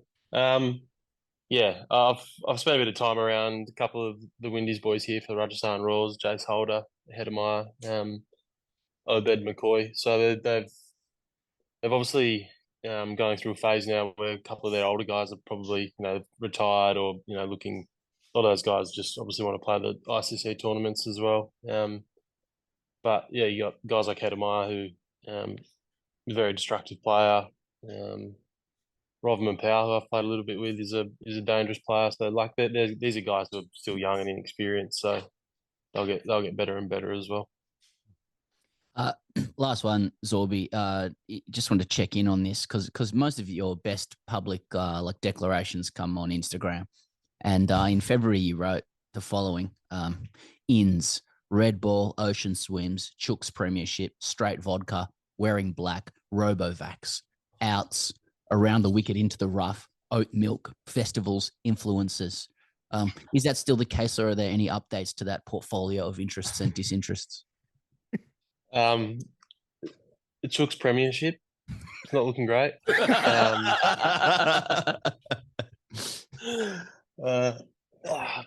I'm not going to lose faith there. I'm going to leave that there. But at the moment, it's not going how I'd like it to. What else? Great vodka.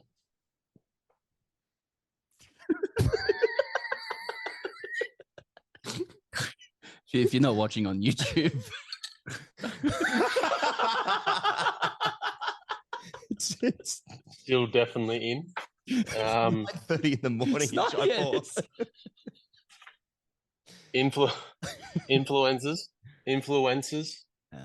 Influencers. I can't get that word right because I say influenzas Influencers. when I'm thinking of them. Yeah. words.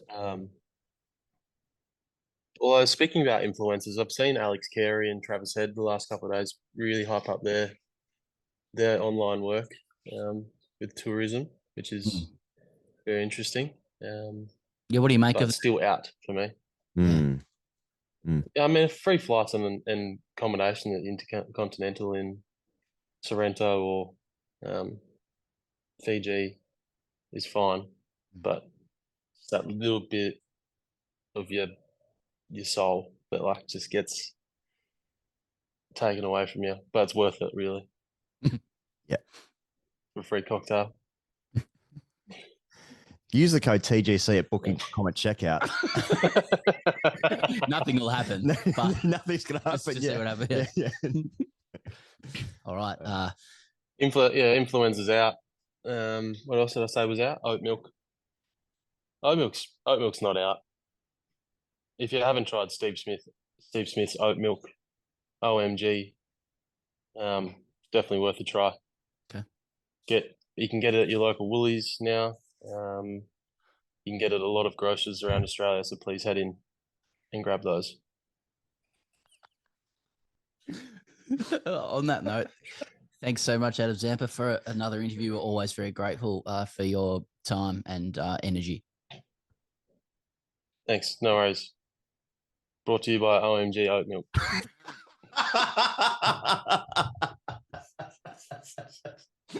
Thanks very much to Zamps for his time once again. Always great to catch up with Zamps over there in Jaipur, I believe he was, wasn't he? Yeah, that's right. That's right. Okay, let's talk about the IPL. Now, one of, if not the closest IPLs in history, since we've been watching it 3 years ago. Pez, what's happened in the tournament? Do you want to give me a rundown, or do you want me to say some stuff? Name the teams. Well, I mean, and what colour they wear. Lift the hood. We do like 4 shows a week. Yeah, really. Or maybe 5 from time to time, about the IPL. So we watch the games and talk about it. And as per, the experience has been like, yep, this is the best cricket tournament in terms of white ball stuff going around. The skill level is unbelievable. Yeah. And we have had the pleasure or the privilege in the last couple of years through the time we've spent on this to gain a deeper understanding of the social and cultural elements of the IPL as well. I think in Australia, maybe in the Anglo sphere, it is conceived still of like a high-paying hit and giggle, and it's not. It's not. In India, and Indians are very tribal for their teams. India is a fascinating and complex place as a country and a construct of a country. Harsha Bogler talked to us about that. People are as into their teams as you can imagine. People in Australia are into their states. You know, they're like it often feels like sometimes people are Queenslanders before they're Aussies. Right. With respect to them, same thing in India with different places. Not for me to say where, but like a lot. It's a really tribal place. The IPL is the main game. You know, without question. It's not just it's not just like a rep carnival where people come in and play. It's fucking big and serious. And when we were in India performing during the Test series, honestly, anecdotally. The majority of people we spoke to about us being there queried why we were there for the Test series and not the IPL. In India, the IPL is the big ticket item. Mm-hmm. The game sell out. Now, I'm not shilling for the IPL in that situation, like in that sort of circumstances. I'm just saying how it is, how it has been for us.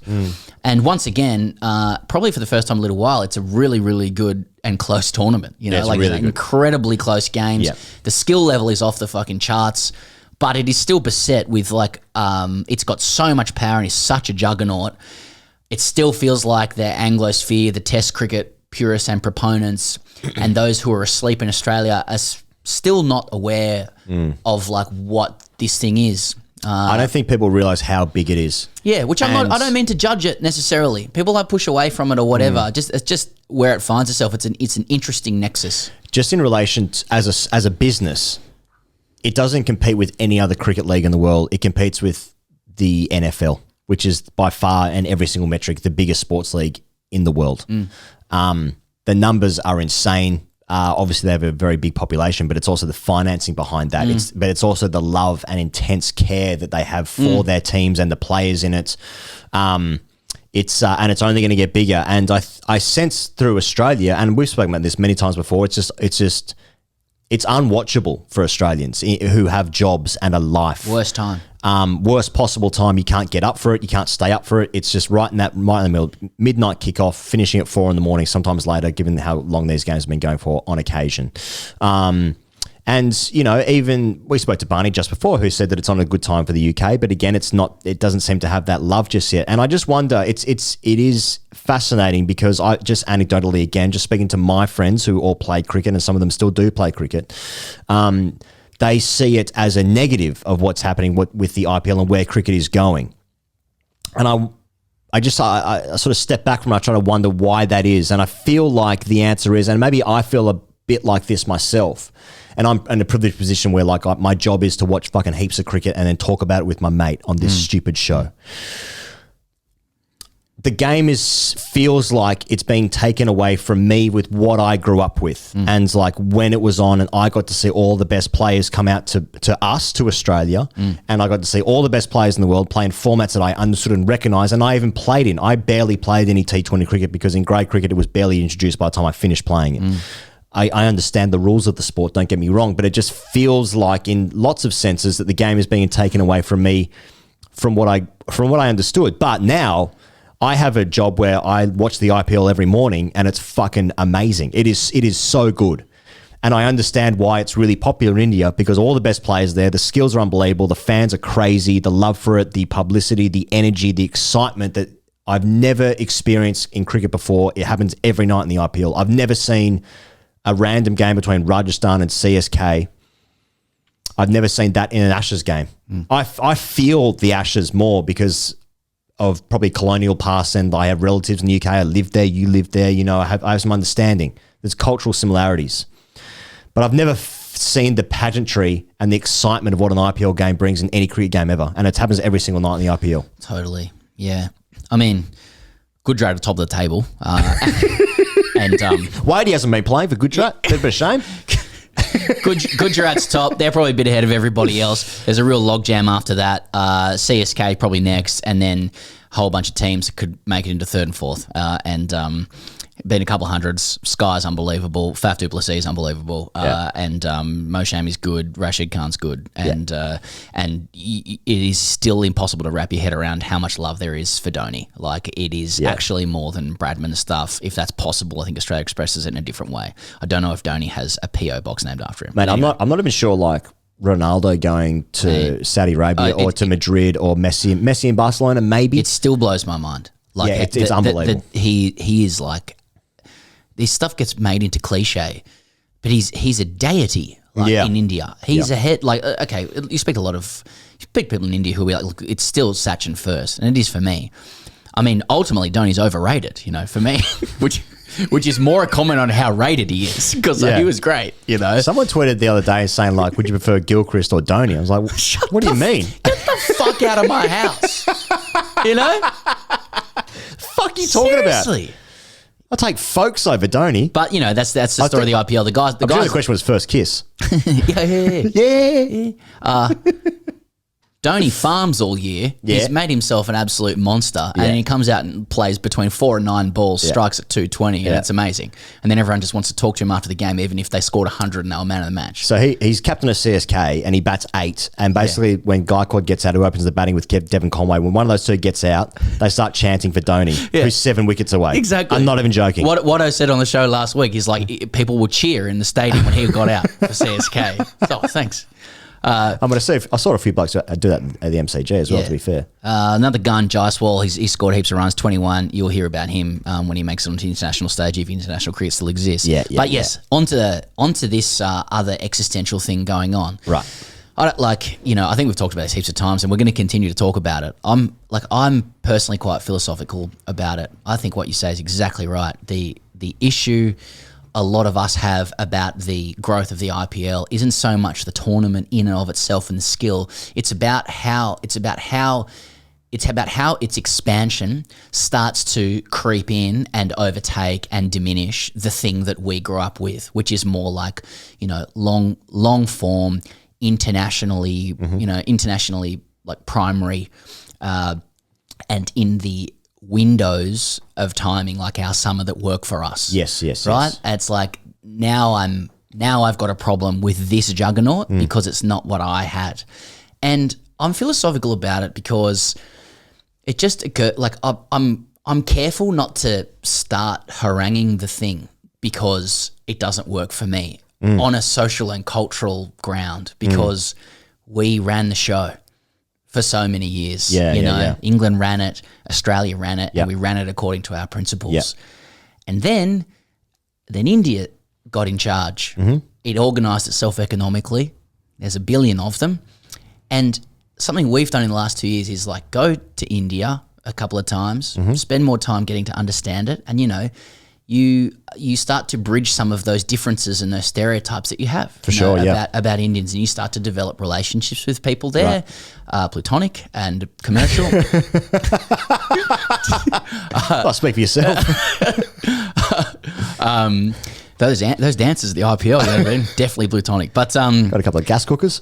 Stop. And it is that line. Like you never hate anyone whose story you know. And I think in the Anglosphere, it's a shit word, I think. But there's a convenient distance still there where we don't want to engage with it. But like when you go to India, you learn that people there, like, they adore cricket far more than most of us, genuinely. Like, it is a love and a passion and a dedication and an immersion that is, in a lot of cases, far and away above what we are doing here in Australia and what's happening in England. Big time. And if there's 1 billion of them and their main game is the IPL, who are we? And I mean this openly. Like, because I don't have the answer to it yet, but like, who are we to essentially like imply that the way they want to enjoy the game and the way they want to grow the game is, somehow inferior to what the game is. I feel that there is a unspoken or nascent kind of judgment about that, that you don't know how to do cricket the way we want it done. Yeah. And I'm a bit philosophical about it, like I think that if all these people love the game so much and it's packaged up in a way that is sustainable and lucrative and it taps into the desires of like the majority of people who like it that way, then it's pretty difficult to argue with. I just have a problem like we all do when it is eating into the thing that we love. But I'm a bit. I haven't really worked it out, to be honest. But I'm a bit like hesitant to commit either way to it. And if people are like, "Well, you're getting that Indian buns," believe me, we're not. It'd be more than 4 shows a week if we were. Yeah. I think what's true, what my truth is that I like Test cricket more. Yeah, me too. But heaps of people like T20 cricket way more than me. And I think about emerging nations. I'm thinking like even the associate nations are already playing. I'm thinking PNG. I'm thinking Nepal. Some of the crowds that have turned out for the Nepalese games in Nepal, where it's been pissing down with rain, they stay there in stadiums to hopefully just try and watch their players play cricket. I'm thinking about the USA being potentially this new market to sort of commercialize this thing that I love as being a possible new exploding territory, you know? And I think about how Test cricket, the thing that I love, really doesn't work for most people who really want to love cricket and do love cricket, but not the format of cricket that I grew up watching. Now, like... That you probably feel an ownership of as an Anglo guy connected to the people who invented the game. Yeah, probably. So the people who invent it probably feel some level of custodianship over what it means to play. I just sense that bubbling underneath a lot of the discourse about this stuff. I mean, I think we're going to get into the ICC distribution model of funding and shit, where India, you know, makes 38% of it and everyone else is on about 6 at max. And at best. At absolute best. You know, the argument being, well, they contribute $9 out of every 10 or whatever the fuck it is, 90 cents in the dollar. Yeah. So this is, you know, small fry. Yeah. And all that kind of shit. Well, broadly speaking, what maybe I'm talking about is like my problem isn't with India. I mean, as I said, the IPL is fucking great, but it's lucky for me because my job is to watch it. But my problem is probably with capitalism. Yeah, that's and I'd probably accept the IPL more. I'm not gonna have a choice if it didn't start encroaching on things. Now, like Adam Zampa made a great point during that chat just then. It's like after there's a World Cup in India, 50 over World Cup in India, then the T20 World Cup is in the USA and the West Indies, and I think June, July next year. After that, there's going to be a fucking mass exodus. I'm not even sure that Steve Smith's going to keep playing for Australia at the end of these Ashes. Like he might not. Like he can find a better deal. His last payday, he's 33, 34. Yeah, I don't know. But in the meantime, when I'm watching the IPL every morning, I'm like, fuck me, this is awesome. It'd be great. Like if you were living in India, it'd be great on every night. It's good shit. Yeah. It's funny with the distribution stuff. It looks real. It looks wrong. You know, it's like, well, that's inequitable. It's a monopoly. It's not. It is a monopoly. You know, and it's been run that way. And I think there's an interesting social cultural lens to that as well. You know, like, you know, the reality is most cricket fans are in India and they love it. And if you speak to a lot of Indians, I can't generalize about everybody there, you know, but like Indians may rightly have felt ignored and mistreated by a lot of former masters of the game. And now that they're in charge, probably don't care that much about their complaints. You know, they might actually find it a bit rich that people are complaining about the direction of the game. And I think that's probably reasonable. Like, you know, we talk about the big three with these this distribution model. I'm looking at this distribution model. I ain't seen a big three. I think the key existential question in cricket is, does India need international cricket? Right. And that's a concern for me. Yeah. You talk to a lot of Indian people. The IPL is so big. Yeah. And these franchises now expanding into America, South Africa, UAE, what happens with Saudi Arabia? Right. You know, is the Indian team that important? You know, for India and for the interests. And I also think that the key battleground is not between the BCCI and the ECB and CA. It's the BCCI and the IPL. They're not the same thing. BCCI gets money from the IPL, but the IPL franchise owners don't have any dog in the fight when it comes. Sorry, they don't have any stake in international cricket, so they are buying up that monopoly table as much as possible. If there's anything good to say about the BCCI, is at least they have some remit to keep international cricket alive. But I think that's the question, you know, for India as a general polis is like, what are you going to do about protecting international cricket? You're in charge. Jay Shah does the finance committee for the ICC. Is international cricket important? You know, because you know I can't answer that question. The IPL could be the main game in India all year round. You have one in America, one in these other countries. You know, like English people like the England team playing sometimes, but it's the EPL, isn't it? Yeah. Really? Yeah. That's what I think the issue is. It's really the BCCI versus the IPL. Feels very similar to the Premier League against the FA. Yeah. In footballing sense in the UK. So just on these numbers, I'll just say some numbers, and if they mean something to you, then they do. So the BCCI stands to earn $230 million per year. This is all US dollars in the one colour. 230 mil greenbacks per year between 2024 and 2027. That's 38.5% of the ICC's annual earnings, which is 600 million US. The ECB is next with 41 million. That's 6.89%. Then CA is next with 37 million at 6.25. And then the only other one that earns more than 30 million a year is the PCB. I think that's right. And then everyone else. I mean, so full members of that 600 million. The full members of the test playing nations, etc., they earn 532 million, and the associate members earn 11%, which is 88 million. So this is from ESPN Cricinfo. The overall annual figure is based on the estimated earnings of the ICC over 3.2 billion from the sale of its media rights alone, which recently, for the first time, was sold across 5 separate regions globally, including the Indian market.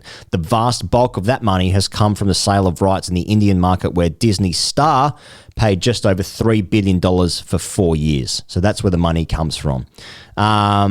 I guess I can see from India's point, like, we make the money, so what are you talking about?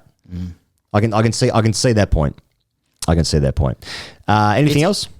No, it's. I mean, this is just going to be interesting times ahead. It's going to be an ongoing conversation. I think it's. I just feel like the nature of like Australia's sporting cycle means that we watch the footy while this shit happens. That's right. And as is our want. Yeah, 100%. And then we wake up to the cricket for a bit and we're like, what's it doing? Why are these things happening that isn't what used to happen? Where should we play a test this year? Yeah, exactly. All right, hashtag AskTGC brought to you by Budgie Smuggler. You know what? It feels really good to have the Budgie sign back up in studio, Pez. It's great to have them back in my mouth to say the words Budgie Smuggler. Yeah, budgiesmuggler.com.au. All right, Ed wrote in, hashtag AskTGC. My best mate, West Indian fan, and I go to visit our other best mate in the south of France. I must add, he is a Frenchman that now likes cricket, but I digress. We flew over to his house. It's a villa with a pool, and we're 2 working-class lads from the north and aren't used to this kind of life. We're enjoying the sun, the pool, the food, and the all-round lifestyle. Quite simply, we're as happy as an Indian pitch curator after the match finishes on day 3. Around day 3, we start to wonder if there is more to the south of France than sun, great food, and nice women who won't even look at us. We do some Googling, and we find the only cricket pitch in the south of France. We rent a car, we drive 3 hours and take in the scenery with a Slazenger bat in the boot and a good old-fashioned tape tennis ball because, of course, the fucking French don't have a cricket ball in any shop to buy. So we get to the little town and we spend about half an hour or so driving down country lanes and eventually get out and walk down what looks like an abandoned road to find the pitch. It's been abandoned for a good year or two, probably due to the COVID, but luckily it was an artificial pitch and the grass was non-existent thanks to the scorching sun. We set up, tops off, rigs out, factor 50 on for me, and I almost immediately regret it. I'm facing balls off as 6'2" West Indian fast bowler. Okay. A few immediate thoughts come to mind. Am I embarrassing myself here with how many times I'm edging it and leaving it? Should I make the Frenchie face the fresh pace? It seems only fair as he's French, right? Okay. Will I look like a beta male when I start bowling some slow, barely turning spin after this? Is it too late to turn around and save myself this embarrassment? Why did I come out here with a West Indian who plays at a decent level? I soon feigned that I want to be fair and let everyone have a go at the crease before heat exhaustion kicks in and settle to bowling some mediocre spin and watch it get slapped all over the park by the West Indian mate. The only reprieve I got was from a Frenchie who didn't know how to hold a bat. My questions are simply, can I ever face playing with my West Indian mate again? He's asked me to go to the nets with him in London. Did I get Alfred in this situation? Did I need to play with a harder edge? And why weren't French women into a chubby, bald Englishman who couldn't speak a word of their language? Kind regards, Ed. Okay. Well, I mean, this is relating back to the Ashes because like there's all this shit about some things change in cricket and some things stay the same. Right. And you can smell like a beta English cuck. Oh yeah, from a mile off. Oh my god. I mean, okay, yeah. chubby, bald. I don't need to go there, but I mean, I don't know what to say really about this. Hasn't he just gone to France and played cricket? Gone to France and played like he's gone to France and gone to find a cricket the south of France at that. Yeah. And gone to find a cricket pitch to face a West Indian. Yeah. And then with his top off. Yeah. And then being like, this guy's better than me. What should I do? Yeah. I mean, why are you? What are you doing? What are you fucking doing, mate? Yeah, go to the Grand Prix in Monaco. You're in the south of France. There, you probably hopped over in your yacht. That's it. Head down to Nice, Bastille Day, fireworks. Who the fuck has back. a Slazenger in the back of their car in the south of France? And then go to a shop to get a tennis ball. Bit of tape on that. Hoop, get around corners. Is there a pitch knocking about? Why am I taking my top off with a 6'2" West Indian around, steaming in? Yeah. What are you doing? What are you fucking doing in France? Why are you doing that in France? Fucking hell. I mean, no wonder women wouldn't talk to you. Yeah. With a Slazenger. And what does he mean? Should I make the Frenchie face the fresh pace? Yeah. Who says fresh pace? Who says Frenchie? There's a fucking lot of things this guy's got to have a look at. Sorry. Pez, we asked for visceral minutes and also getting your visceral minutes. What's the website, Pez? Speakpipe.com/TGC. I think there's also a link on our Instagram. And if there's not, I'll get Twitter. that sorted today. And also getting your hashtag AskTGCs into the email or into get into the email. If you're on Patreon, of course, you know where to do it. Patreon.com/Great Cricketer. Should we listen to the one? One visceral minute. Get your visceral minutes in, and you might turn up on the show like this guy. Would you rather have Chris Martin's batting ability and Faf du Plessis' rig, or Samit Patel's rig and Steve Smith's batting ability? Bash. Sorry. What was that noise at the end? Is that a northern thing? Yeah. Bash. Is he vomiting? Also, he didn't give me context for in what context would I prefer. This was submitted by somebody who called themselves Ginger Century. Okay. I mean, it's pretty easy for me. It's Faf's rig. That's Faf for my life. Yeah. You know what I mean? Yeah. The doors that opens. Yeah. The doors that would open for my life outstrips any runs that Steve Smith makes. Yeah. Also, with that rig, you're making international cricket teams first name of the team. And Chris Martin's batting ability. Presumably, I'm Chris Martin, so I've played a couple of tests as well, opening the bowling, probably a couple of spells, or even just sort of frighten people in New Zealand first class cricket. Get off the field. I've got Faf's rig. I'm going to work. I'm going to work. You know what my answer is, Pez? I didn't become a little bit of a slag. I became a total slag. Wait, I would actually do that if I had Faf's rig. Sorry, can you play that again? I didn't become a little bit of a slag. I became a total slag. It's great to be back on the main podcast. We'll see you guys on the internet next week. Cheers. Total slag.